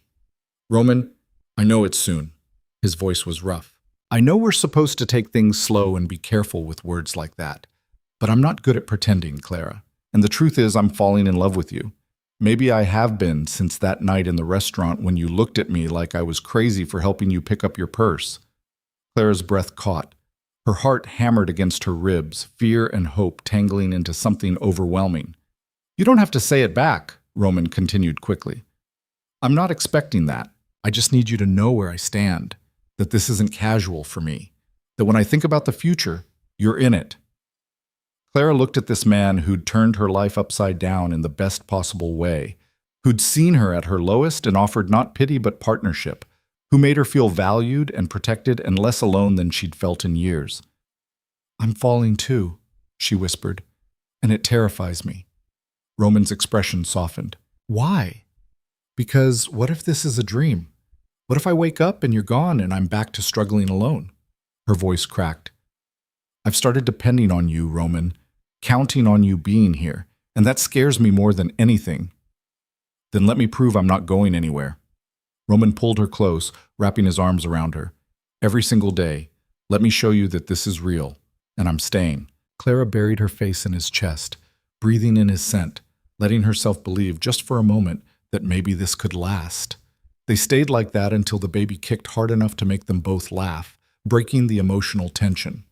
Roman's hand immediately went to Clara's belly, his face lighting up at the movement. "She's strong," he said with pride, as if the baby were already his. "She's going to be a handful." Clara covered his hand with hers, just like her mother. "Good. The world needs more strong women who don't back down." Roman's gaze met Clara's. "Speaking of which, I need to tell you something about the business." Clara's stomach tightened at his serious tone. "What is it?" "There's a situation developing. An old associate of my father's, someone from before we went completely legitimate, has been making noise about wanting back in, claiming he's owed consideration for past favors." "What kind of favors?" Roman's jaw tightened. "The kind that happened 20 years ago and have nothing to do with how we operate now. But he's persistent, and he started making veiled threats about going to authorities with information that could damage the family's reputation." Clara pulled back to look at him fully. "Is it true? The information he has?" "Some of it, probably." Roman's voice was hard. "My grandfather made deals that crossed lines. My father spent decades cleaning up those messes, but you can't erase history completely.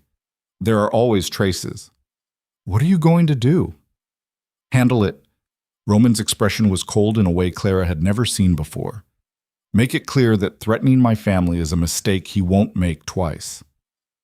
The shift in his demeanor sent a chill down Clara's spine. This was the other side of Roman, not the gentleman who brought her tea and assembled cribs, but the one who'd inherited a complicated empire and learned to protect it with steel. "Will it be dangerous?" Clara asked quietly. "Not if I do it right." Roman's hand cupped her face. "But I'm telling you because you deserve to know, because this is the world I operate in sometimes.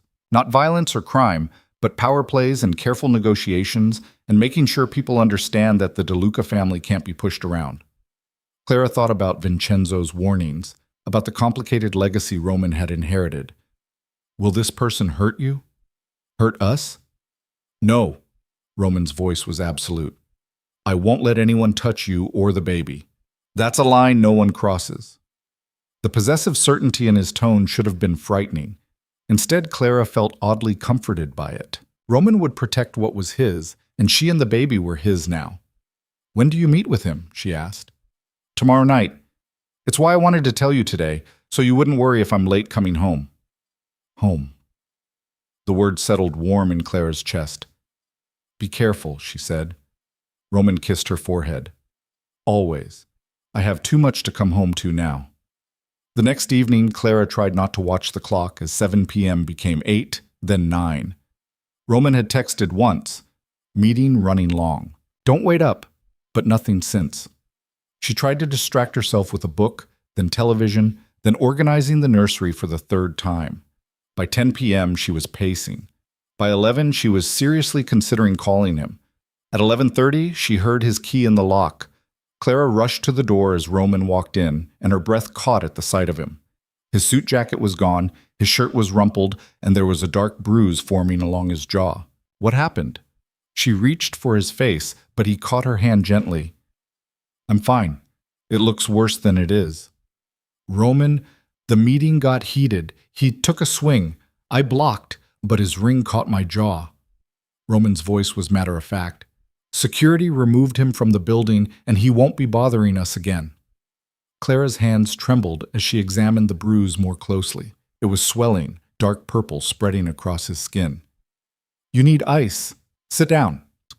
She guided him to the couch and disappeared into the kitchen, returning with ice wrapped in a towel. Roman accepted it with a tired smile, pressing it to his jaw. "I'm sorry," he said. "I didn't mean to worry you." "You got hit." Clara sat beside him, her professional training warring with personal fear. "Did he hurt you anywhere else?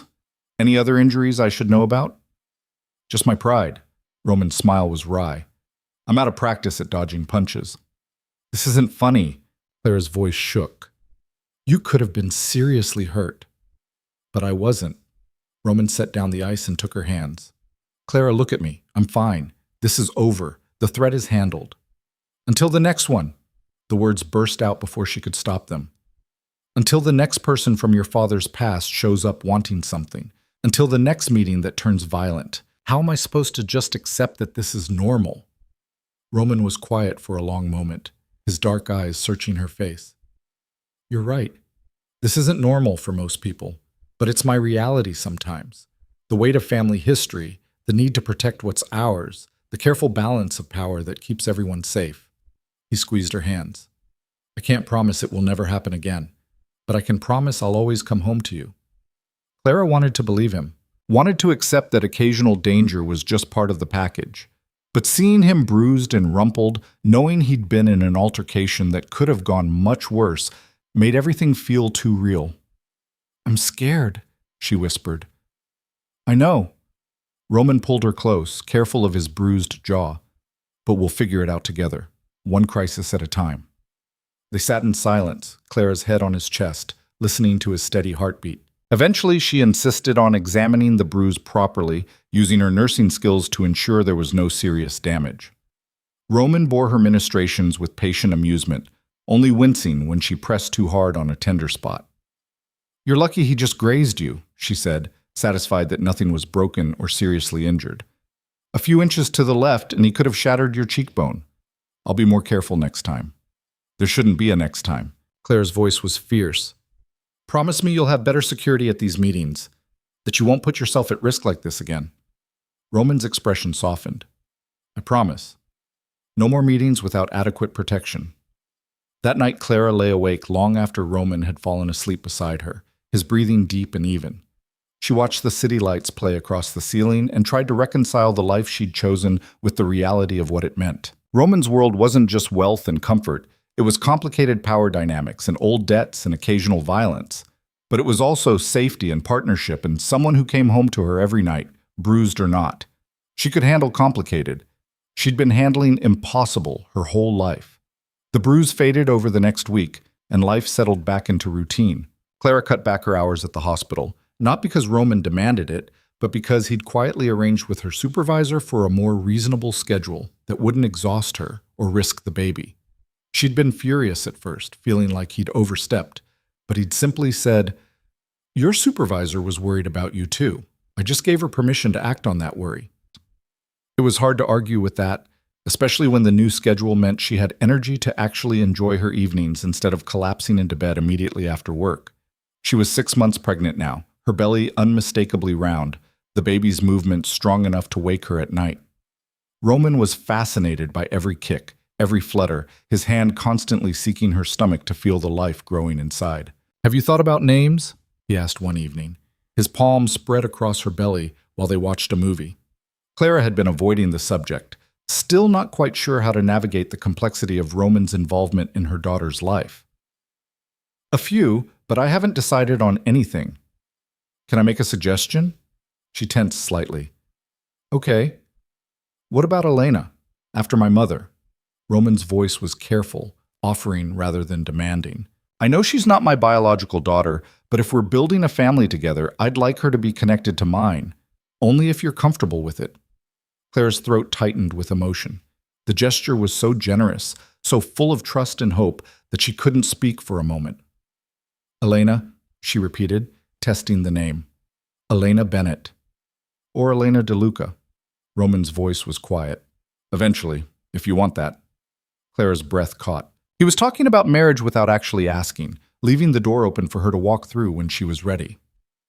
Let's start with Elena Bennett, she said softly, and see where we go from there.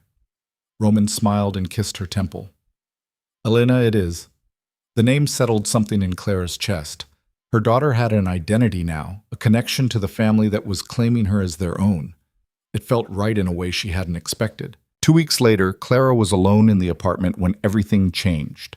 Roman had gone to meet Vincenzo at the estate, something about reviewing quarterly financials that required his father's input. Clara had stayed home, enjoying a rare day off and planning to spend it organizing baby clothes and maybe taking a nap. She was folding tiny onesies when she heard it, a sound that didn't belong. A scrape of metal on metal, too deliberate to be accidental. Someone was trying to pick the lock. Clara's blood went cold. She grabbed her phone with shaking hands and texted Roman. Someone's trying to break in. The door burst open before she could hit send. 3 men flooded into the apartment, moving fast and purposeful. Clara's scream caught in her throat as the closest one grabbed her arm, his grip brutal. "Shut up and come with us quietly, and you won't get hurt." Clara's nursing instincts kicked in through the terror. Assess, act, survive. The man holding her was mid-30s, professional in his movements, not random violence but planned abduction. The other 2 were spreading through the apartment, checking rooms with military efficiency. "Please," Clara said, trying to keep her voice steady. "I'm pregnant. Whatever you want, just don't hurt the baby." "We don't want to hurt anyone." The man's grip didn't loosen. "But Roman DeLuca needs to understand that his family's not untouchable. You're just a message." The casual cruelty of it, being reduced to a message, a tool to hurt Roman, made Clara's fear spike into terror. Her hand went instinctively to her belly, protecting Elena from harm she couldn't prevent. "He'll give you whatever you want," Clara said desperately. "Money, business deals, anything. Just let me go." "It's not about money." The man started pulling her toward the door. "It's about respect, about understanding that walking away from old partnerships has consequences." But Clara understood then. This was connected to the associate who'd threatened Roman weeks ago, the one who'd been handled and removed. Apparently he hadn't stayed handled. She fought then, struggling against the grip on her arm, trying to break free. But the man was stronger, and she was off balance with pregnancy, and pain exploded across her face as he backhanded her hard enough to snap her head sideways. Clara tasted blood, felt her vision gray at the edges. "I said quietly," the man hissed. Through the ringing in her ears, Clara heard her phone buzz. Once, twice, 3 times in rapid succession. Roman, responding to her unsent text or maybe just checking in. The man holding her heard it too. He released her long enough to snatch the phone from her pocket, and in that split second of freedom, Clara ran. She didn't think, didn't plan, just bolted for the bedroom where her purse held pepper spray that Roman had insisted she carry. Her hand was on the doorknob when someone grabbed her from behind, yanking her backward. Clara screamed, loud and piercing, hoping someone would hear, someone would call for help. But the apartment walls were thick, built for privacy, and her voice echoed uselessly in the space. She was thrown onto the couch hard enough to knock the wind from her lungs. One of the other men appeared with duct tape, moving toward her with cold efficiency. "No!" Clara kicked out, connecting with his knee. He grunted but didn't stop, and then hands were on her, holding her down while tape was wound around her wrists. "We're leaving," the first man said into his phone. "Have the car ready." They were going to take her, use her as leverage against Roman, and Clara knew with absolute certainty that if they got her out of this apartment, she and Elena might not survive what came next. She fought with everything she had, kicking, biting, screaming, but 3 men against 1 pregnant woman was a losing battle. They lifted her bodily, carrying her toward the door, and Clara felt despair crashing over her. Then she heard it, running footsteps in the hallway, moving fast. The apartment door, which the men had left open, slammed against the wall as Roman burst through. His face was a mask of cold fury that Clara had never seen before. One of the men turned toward him, reaching for something in his jacket, but Roman moved faster. He caught the man's arm, twisted, and there was a sickening crack of bone breaking. The man screamed and dropped, and Roman was already moving to the next one. What happened next was brutal and efficient. Roman fought like someone trained for violence, every movement controlled and devastatingly effective. Within 30 seconds, 2 men were on the floor groaning, and the third, the one who'd hit Clara, was backing toward the window with fear in his eyes. "You touched her." Roman's voice was deadly quiet. "You put your hands on what's mine." "This wasn't personal," the man said quickly. "Just business. A message for your father about—" Roman hit him so hard that Clara heard the impact from across the room. The man crumpled, unconscious before he hit the floor. Then Roman was kneeling beside Clara, his hands gentle despite the violence still radiating from him. "Are you hurt? Did they hurt you?" Clara couldn't speak past the terror still flooding her system. She could only nod toward her face, where her cheek was swelling and her lip was split. Roman's expression went absolutely arctic.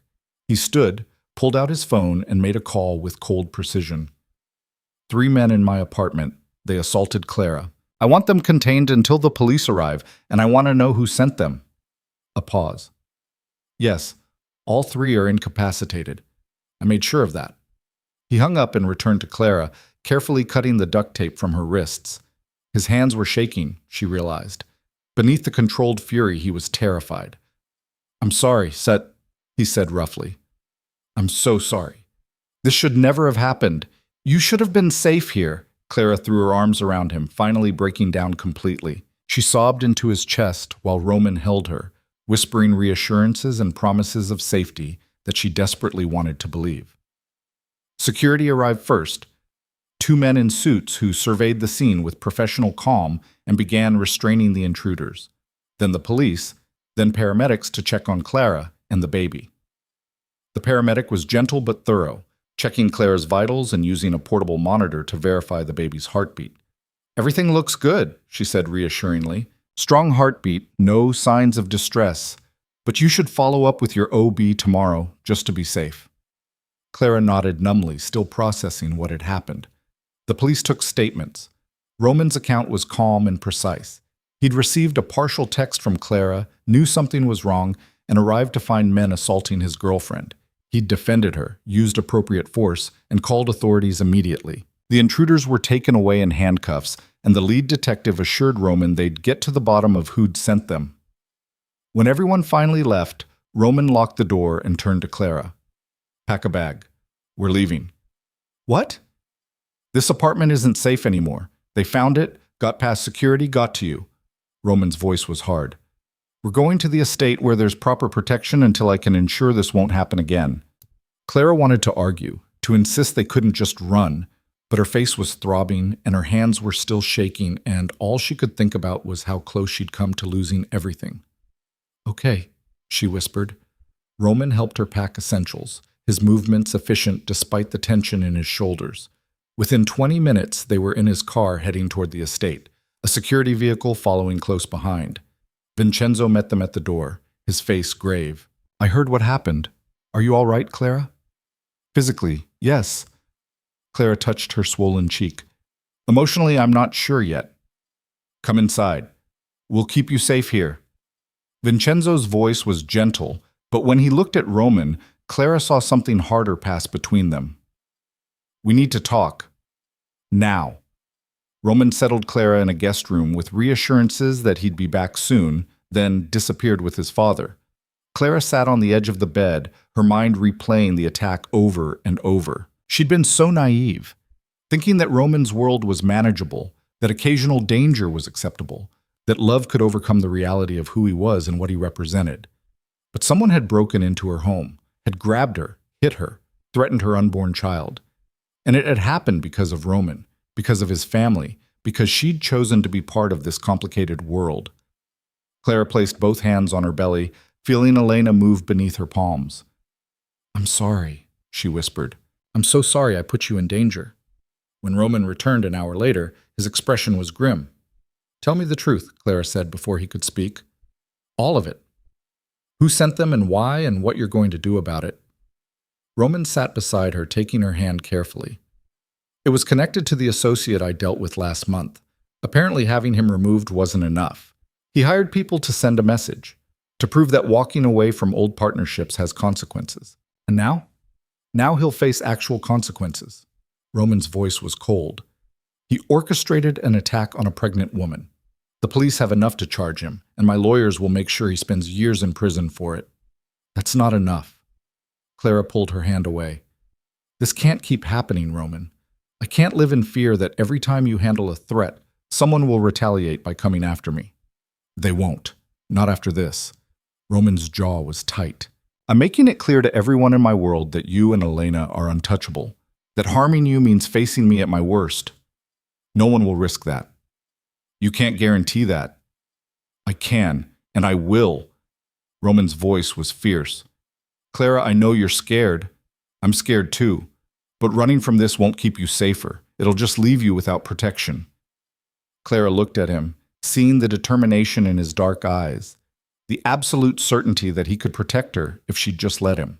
I don't know if I can live like this, always looking over my shoulder, always waiting for the next threat. Then let me handle it so you don't have to.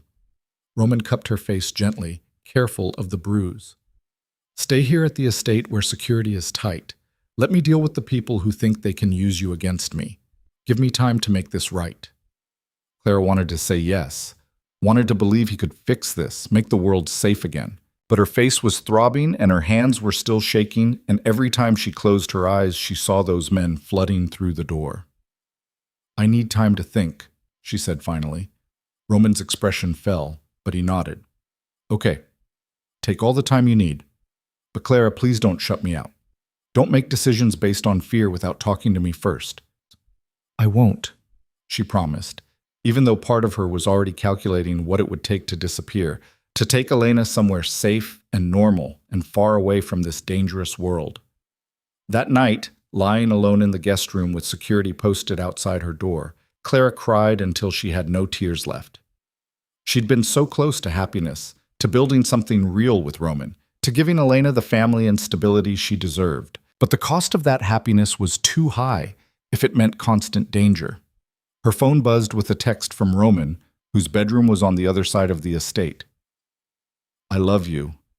Whatever you decide, that won't change." Clara stared at the message, her heart breaking, because she loved him too, desperately, completely, in a way that terrified her. But love wasn't always enough to overcome reality. She typed back, "I love you too. I just don't know if that's enough anymore." Roman's response came immediately. "It is. We'll make it enough. Just don't give up on us yet." Clara set down her phone and placed both hands on her belly, feeling Elena move and shift. "What do we do?" she whispered to her daughter. "How do we choose between safety and love?" Elena kicked in response, and Clara wished desperately that the answer was as simple as her baby's movements suggested. Tomorrow, she'd have to decide. Stay and fight for this relationship despite the danger, or leave and protect Elena from a world that had already proven itself willing to hurt them. Neither choice felt right. Neither choice felt safe. And Clara had never felt more alone, even with Roman just rooms away and security surrounding the estate. She cried herself to sleep and dreamed of men breaking through doors, of running and never finding safety, of losing everything she'd dared to hope for. Clara woke to sunlight streaming through unfamiliar windows and the distant sound of voices downstairs. For a moment, she was disoriented, then everything came rushing back. The attack, the fear, the terrible choice she was facing. Her phone showed 3 messages from Roman, all sent in the early hours of the morning. "I can't sleep knowing you're hurting. Whatever you decide, I'll respect it, even if it kills me. I love you. That's all I know for certain." Clara pressed her hand to her mouth, fighting back fresh tears. She wanted to go to him, to let him hold her and promise everything would be okay. But her face still throbbed where she'd been hit, and every time she moved too quickly, her body reminded her of yesterday's violence. A soft knock at the door made her tense. "Clara, it's Vincenzo. May I come in?" She sat up, pulling the blanket around herself. "Yes?" Vincenzo entered carrying a breakfast tray. Coffee for himself, herbal tea, and toast for her.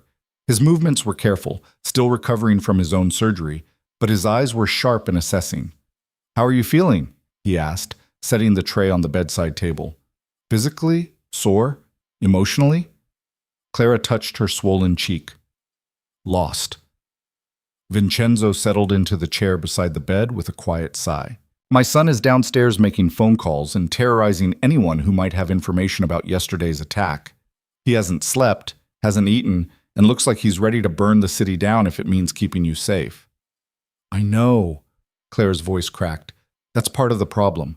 I can't ask him to live like that, constantly on edge, constantly fighting battles because of me." "You didn't ask for this." Vincenzo's tone was gentle, but firm. "These men made a choice to use you as leverage. That's on them, not you.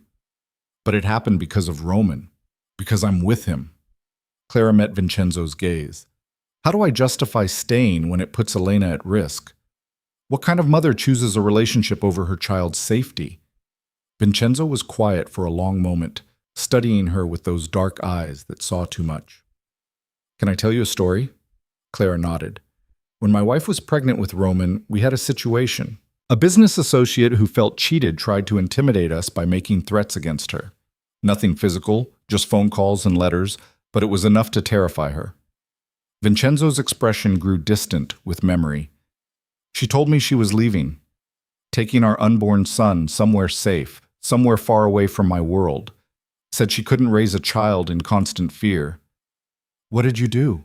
Clara whispered. I told her I understood, that I'd support whatever decision she made, even if it destroyed me. Vincenzo's voice roughened, and then I handled the threat. Not with violence, but with evidence of what he'd done presented to the right authorities. He went to prison for extortion and other crimes, and he never bothered us again. And your wife stayed? She did, because I'd proven that I could protect her without becoming the kind of man she feared I might be, that I could handle threats without compromising my integrity. Vincenzo leaned forward. Roman is trying to do the same thing right now. He's not looking for revenge. He's building a case that will keep that man and his associates away from you permanently. Legal, thorough, and permanent. Clara absorbed this, thinking about the difference between Roman's cold fury yesterday and his measured response this morning. He really thinks he can make this safe? I know he can. Vincenzo's certainty was absolute. My son is brilliant at what he does. He's spent his entire adult life learning how to protect this family while staying on the right side of the law. Give him a chance to prove it to you. And if another threat emerges, someone else from your family's past who decides I'm a useful target, then Roman will handle that too. And the next one, and the one after that, until people understand that threatening what he loves is a losing proposition. Vincenzo's gaze was steady. But Clara, you need to understand something. Running won't make you safer. These people know who you are now. Leaving Roman just means facing threats without his protection. The truth of it hit Clara like a physical blow. She'd been thinking that leaving would mean safety, but Vincenzo was right. She'd been identified, targeted. Walking away from Roman wouldn't erase that. I'm trapped, she said, the realization devastating.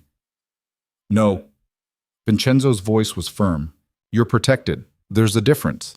Being with Roman means you have resources, security, people who will fight to keep you safe. Being without him means facing this alone. Clara thought about her tiny apartment with its flimsy locks, her irregular work schedule that would leave her vulnerable, the isolation of trying to raise Elena without support. I don't know if I'm strong enough for this world. You're stronger than you think. Vincenzo stood carefully, wincing slightly. You've already survived poverty, grief, abandonment, and yesterday's attack. You're a fighter, Clara. The question isn't whether you're strong enough, it's whether you're brave enough to stop fighting alone. He left her with that thought, taking his coffee and closing the door quietly behind him. Clara sat in the sunlit room, one hand on her belly where Elena was starting to wake and move. What do you think? She whispered to her daughter. Do we stay and fight, or do we run? Elena kicked hard, as if offering an opinion, and Clara felt a ghost of a smile cross her face. She was still sitting there when Roman knocked softly and entered at her invitation. He looked terrible, exhausted and rumpled, his eyes bloodshot from lack of sleep. But when he saw her, his expression flooded with relief. You're awake. How are you feeling?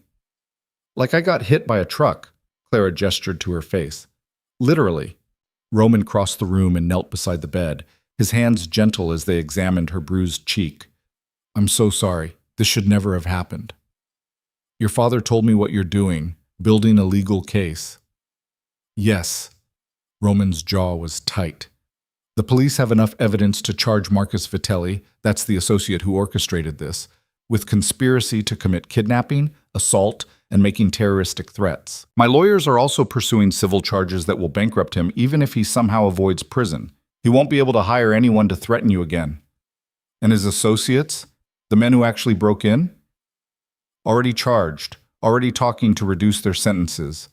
They're giving up everyone involved in exchange for plea deals. Roman's voice was cold. By the time we're done, anyone who even thought about using you against me will understand it was the worst mistake of their lives. Clara studied his face, seeing the controlled fury still simmering beneath his exhaustion. You're not going to hurt them yourself? No. Roman met her gaze directly. I wanted to. When I saw you on that couch with your hands taped, with that bruise on your face, I wanted to kill every one of them. But that's not who I am anymore. That's not who I want to be for you and Elena. The use of the baby's name, the casual inclusion of himself in their future, made Clara's chest ache. I've been thinking about leaving, she said quietly. Taking Elena somewhere safe and starting over where no one knows about you or your family. Roman's expression cracked, pain flickering across his features before he controlled it. I understand. If that's what you need to feel safe, I'll help you. Set you up somewhere secure. Make sure you have everything you need. I won't fight you on it. You just let me go? I'd hate it. Roman's voice was rough. It would destroy me, but I love you enough to want you safe, even if that means losing you. Clara's vision blurred with tears.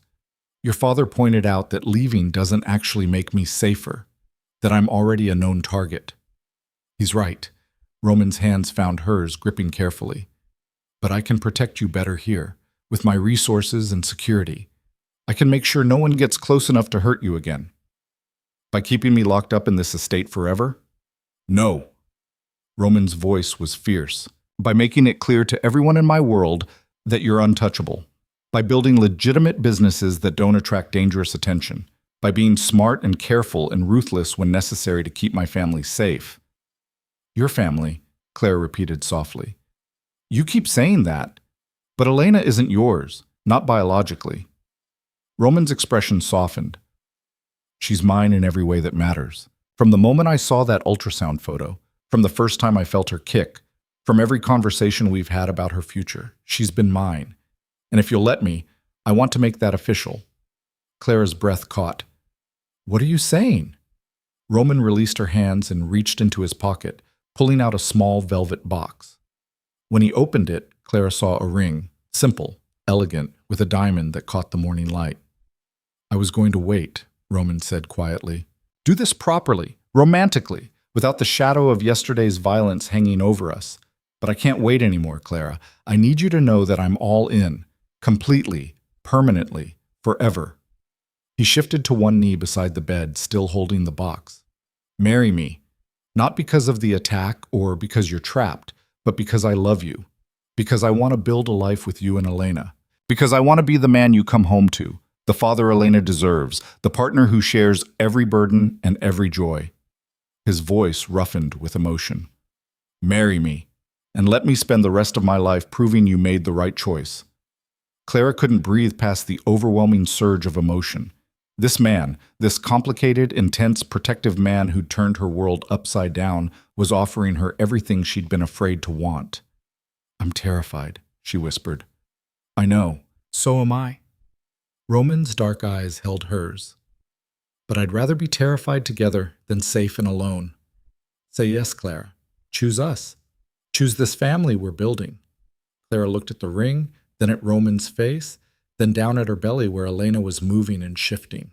She thought about the past months, how Roman had shown up and stayed, how he'd cared for her in ways big and small, how he'd fought to keep her safe even when it meant exposing himself to danger. She thought about the alternative, raising Elena alone, always looking over her shoulder, always wondering if Roman would have been enough if she'd been brave enough to stay. And she realized that Vincenzo was right. She wasn't trapped. She was protected. And there was a world of difference between those two things. Yes, she said, the word coming out choked with tears. Yes, I'll marry you.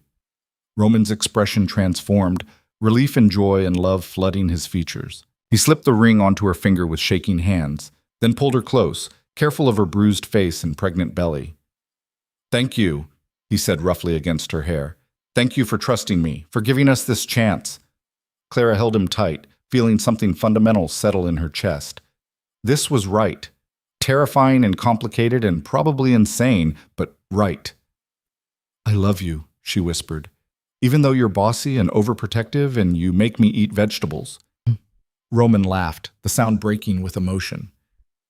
I love you too, even though you're stubborn and independent and you fight me on every reasonable safety precaution. They stayed like that for a long moment, holding each other, before Clara pulled back to look at him properly. We need ground rules, she said. I'm not going to live in a cage, Roman. I won't be locked away in this estate or treated like I'm too fragile to function. Agreed. But you will accept reasonable security measures. And you'll tell me when you're scared instead of making plans to leave without talking to me first. Clara winced. You knew about that? I know you. Roman's smile was gentle. And I understand the instinct to run when things get scary. But we're partners now. We face things together. Partners, Clara repeated, testing the word. That means you don't make decisions about my life without consulting me. No more arranging my work schedule or sending deliveries without asking. Fair, but you have to actually tell me what you need instead of pretending you're fine when you're not. Clara considered this. Deal. Anything else? Marry me soon. Roman's voice was serious. I don't want to wait months or years. I want Elena to be born into a complete family. How soon are we talking?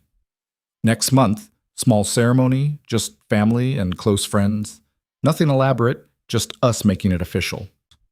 Clara thought about traditional weddings, long engagements, careful planning, all the rituals she'd once imagined. Then she thought about the reality of her situation, 7 months pregnant, still recovering from an attack, wanting nothing more than to start their life together without more waiting. Okay, she said. Next month. But I get to plan it. Whatever you want. Roman kissed her forehead. As long as you show up and say yes when it counts, I don't care about the details. A knock on the door interrupted them, and Vincenzo's voice called out, I'm assuming from the lack of crying that things went well? Roman laughed and called back, She said yes. The door opened and Vincenzo stood there with a smile that transformed his usually serious face. Congratulations. I told you she was smart enough to see past her fear. You told her about your situation with Mom, Roman said. Someone had to. Vincenzo moved into the room. These things have a way of repeating through generations. Might as well learn from history instead of repeating all the mistakes. Clara held up her hand, showing off the ring. It's beautiful. It was my mother's, Vincenzo said softly. Roman's grandmother. She wore it for 60 years of marriage. Through good times and impossible ones. I'm glad to see it on your hand, Clara. The weight of tradition and family history made Clara's throat tight. I'll take good care of it. Take care of my son instead. Vincenzo's gaze was knowing. The ring is just metal and stone. But what you two are building, that's the real treasure. Over the next 3 weeks, Roman made good on every promise. The legal case against Marcus Vitelli and his associates moved forward with devastating efficiency. Evidence piled up, recorded communications, financial transactions, testimony from the men who'd broken into the apartment. The prosecutor was confident of multiple convictions that would keep them all in prison for years. Roman also restructured his business operations, cutting the last remaining ties to any associate who had questionable connections. He brought in new partners with impeccable reputations, diversified into completely legitimate ventures, and made it clear to everyone in his world that the DeLuca family was done with anything that operated in gray areas. I want Elena to grow up proud of what we do, he told Clara one evening, not ashamed or scared of her family's reputation. Clara watched him work, saw the careful attention he paid to every detail, and fell more in love with him every day. The wedding was planned for the last Saturday in September, just 2 weeks before Clara's due date. Jen served as maid of honor, crying happy tears through the entire ceremony. Vincenzo stood beside Roman, his recovery complete, pride obvious on his face. A handful of close friends and business associates filled the estate's garden, where Clara and Roman exchanged vows under a canopy of late summer flowers. Clara wore a simple cream dress that accommodated her 8-month belly, her hair swept up in loose curls. Roman looked devastating in a dark suit, his eyes never leaving her face as she walked toward him. You're beautiful, he said when she reached him. You're biased, Clara whispered back. Completely, but still accurate. The ceremony was short and intimate. Clara promised to love Roman through complications and danger, through fear and joy for the rest of her life. Roman promised to protect and cherish Clara and Elena, to be the partner and father they deserved, to build a life worthy of their trust. When he slipped a wedding band beside the engagement ring, his hands were steady but his voice roughened with emotion. With this ring, I claim you as mine, and I give myself as yours. Forever. Clara's vows were simpler but just as meaningful. I choose you. Today and every day. Through everything that comes. The officiant pronounced them married, and Roman kissed her with such gentle reverence that Clara felt tears stream down her face. I love you, he whispered against her lips. Thank you for choosing us. The reception was elegant but comfortable, held in the estate's ballroom with food that reminded Clara of their first real date. She and Roman danced their first dance slowly, Clara's belly between them, both of them laughing when Elena kicked hard enough to interrupt the moment. "She's celebrating too," Roman said, his hand on Clara's stomach. "Or protesting that we're crushing her." Clara smiled up at him. "Either way, she's making her presence known." Vincenzo gave a toast that had everyone laughing and crying in equal measure, talking about watching his son find the kind of partnership that made life worthwhile. Jen told embarrassing stories from nursing school that had Clara blushing and Roman grinning, and through it all, Clara felt surrounded by love and safety in a way she'd never experienced before. This strange, unexpected family she'd fallen into had claimed her completely, and she'd claimed them back. Late in the evening, when most of the guests had left and Clara was exhausted but happy, Roman led her upstairs to the master bedroom they'd be staying in until after the baby came. He helped her out of her dress with gentle hands, both of them moving slowly, savoring the moment. "How are you feeling?" he asked, settling her into bed. "Married, pregnant, terrified and happy and completely overwhelmed." Clara smiled at him. "So basically, normal." Roman laughed and climbed in beside her, pulling her carefully into his arms. "Mrs. DeLuca, I like the sound of that." "Me too." Clara rested her head on his chest, listening to his heartbeat. "Though I'm keeping Bennett professionally. My patients know me by that name." "Whatever you want." Roman's hand found her belly, feeling Elena shift and move. "As long as you and our daughter are safe and happy, nothing else matters." But 2 weeks later, Clara woke at 3 a.m. with contractions that stole her breath. "Roman." She shook his shoulder. "It's time." He was awake instantly, moving with efficient calm as he helped her dress and gathered the hospital bag they'd prepared. The drive to Mercy General took 15 minutes that felt like hours, Clara breathing through contractions while Roman held her hand and murmured reassurances. The labor was long and difficult, 14 hours of pain that pushed Clara to her limits. Roman never left her side, letting her crush his hand during contractions, bringing her ice chips, wiping sweat from her forehead.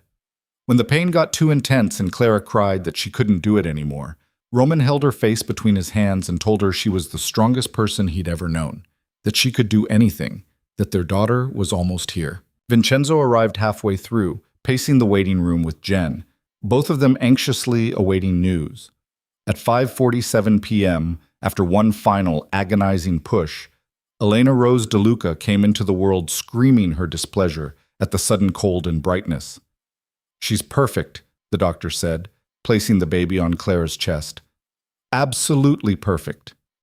Clara looked down at her daughter, pink and wrinkled and furious, with a shock of dark hair and eyes that would probably be brown like Roman's, and felt her heart crack open with a love so fierce it hurt. "Hi, baby girl," she whispered. "We've been waiting for you."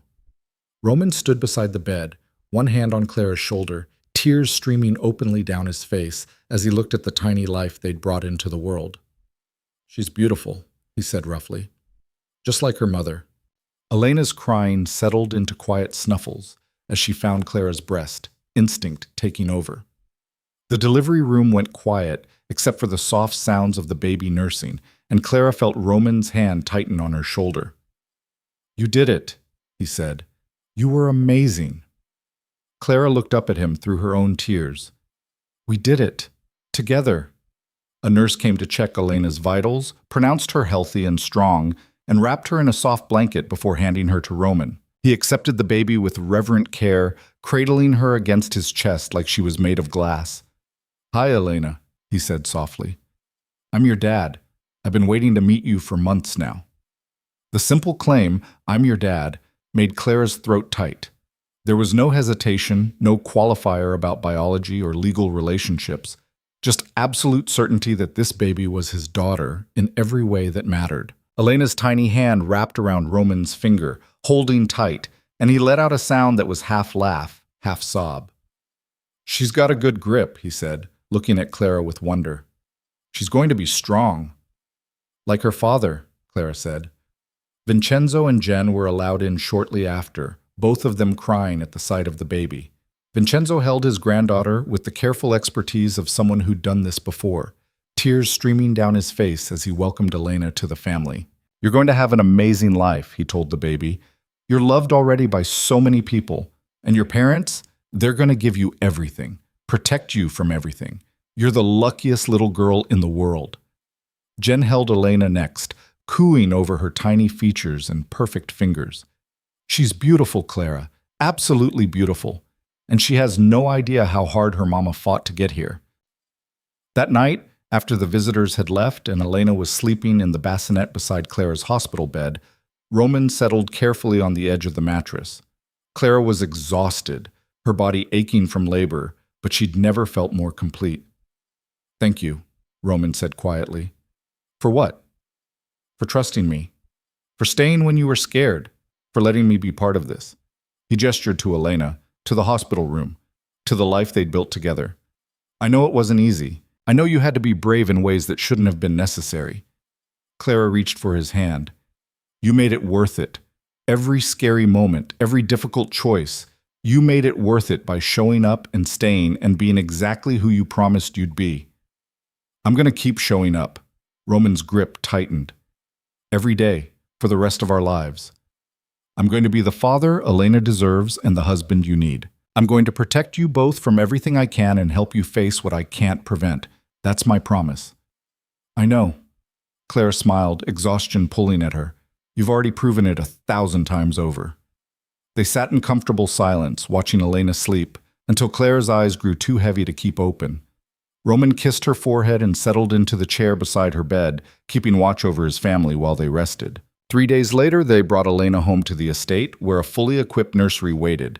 Clara had worried about feeling overwhelmed, about not knowing how to be a mother, but Roman was there for every diaper change and midnight feeding, learning alongside her. "I have no idea what I'm doing," he admitted one night at 2 a.m., trying to soothe a crying Elena while Clara pumped milk. "Join the club." Clara smiled at the sight of her powerful husband reduced to helpless uncertainty by an 8-pound baby. "But we're figuring it out together." And they did. Day by day, night by night, they learned Elena's patterns and preferences. They took turns walking her when she was fussy, celebrated her first smile, marveled at how fast she was growing. Vincenzo visited daily, completely besotted with his granddaughter, often found holding her while she slept so Clara and Roman could rest. 6 weeks after Elena's birth, Clara returned to work part-time. Roman had wanted her to take more time off, but she'd insisted she needed the purpose and identity that nursing gave her. They compromised. She'd work 3 shifts a week, never more than 8 hours, and always with the understanding that Elena came first. The first night Clara worked, she came home to find Roman asleep on the couch with Elena on his chest, both of them breathing in perfect synchrony. She stood in the doorway, her heart full to bursting, and thought about how much her life had changed. 6 months ago, she'd been alone and terrified, dropping her purse in a restaurant and scrambling to hide her pregnancy from a room full of strangers. Now she had a husband who loved her, a daughter who filled every day with wonder, a family who'd claimed her as their own. She had security and safety and partnership she'd never imagined possible. It hadn't been easy. There had been fear and danger and moments when she'd almost run from the very things that saved her. But she'd been brave enough to stay, and Roman had been strong enough to prove himself worthy of that bravery. Clara walked over and kissed Roman's forehead, then Elena's. "I love you both," she whispered. "More than I ever knew was possible." Roman's eyes opened, immediately alert. "You're home. How was your shift?" "Long but good." Clara settled beside them. "How was Elena?" "Perfect. We read 3 books, she had a bottle, and we had a very serious conversation about why she can't stay up past 8 p.m. Roman's smile was soft. She disagreed with my reasoning, but eventually accepted it. Clara laughed and rested her head on his shoulder, one hand on Elena's back. This was her family. Complicated and unexpected and absolutely perfect. 3 months later, on a quiet Sunday morning with snow falling outside and Elena babbling happily in her bouncer, Roman looked up from the financial reports he was reviewing and caught Clara watching him. "What?" he asked, smiling. "Nothing, just thinking about how lucky I am." Roman set aside his work and pulled her into his lap, careful not to disturb Elena's play. "I'm the lucky one. You gave me everything I didn't know I was missing." "We gave each other everything," Clara corrected. "That's how partnerships work." "Is that what this is?" Roman's eyes gleamed with affection. A partnership? Among other things, Clara kissed him softly. Also a family. Also the best thing that ever happened to me, even if it started with me dropping my purse and wanting to die of embarrassment. Best accident of my life, Roman said against her lips. Finding you. Convincing you to trust me. Building this life together. Elena squealed happily from her bouncer, demanding attention, and they both laughed. Roman lifted his daughter up, spinning her gently while she giggled with delight. You know what she needs? Clara said, watching them with a smile. What? A sibling, eventually. When we're ready. Roman's expression transformed with hope and joy. Yeah? Yeah. Clara stood and wrapped her arms around both of them. This family isn't quite complete yet. There's room for more. I love you, Roman said, his voice rough with emotion. Both of you, more than words can say. We love you too, Clara whispered. And in that moment, surrounded by the family she'd been brave enough to choose, and the man who'd been patient enough to wait for her to choose him, she felt completely, perfectly, impossibly happy. The fear hadn't disappeared entirely. She still sometimes had nightmares about the attack, still worried about dangers she couldn't control. But Roman was always there when she woke, grounding her, reminding her that she was safe and loved and never alone. And that made all the difference. Years later, when Elena was old enough to ask how her parents met, Clara would tell her about dropping a purse in a fancy restaurant and a kind man who helped pick up the pieces. She'd leave out the complicated parts until Elena was older, until she could understand that sometimes love meant being brave enough to trust, and sometimes family meant choosing the people who choose you back. But she'd always end the story the same way. And then your father asked me to build a life with him. It was the scariest thing I'd ever done and the best decision I ever made. Because sometimes the most terrifying leap is the one that leads you exactly where you're meant to be. Roman, listening from the doorway, would smile and add, and your mother was brave enough to take that leap. That's how we became a family. Elena would laugh and demand they tell it again, and Clara and Roman would exchange a look over their daughter's head, a look full of love and gratitude and the quiet certainty that they'd found exactly what they'd both been searching for, even before they knew they were searching. In the end, the accident that had humiliated Clara in that upscale restaurant became the moment that changed everything. The dropped purse, the scattered belongings, the ultrasound photo that had revealed her vulnerability to a stranger who became her salvation. All of it had led her here, to this life she'd been too afraid to dream of. And she was grateful for every terrifying, beautiful moment of the journey.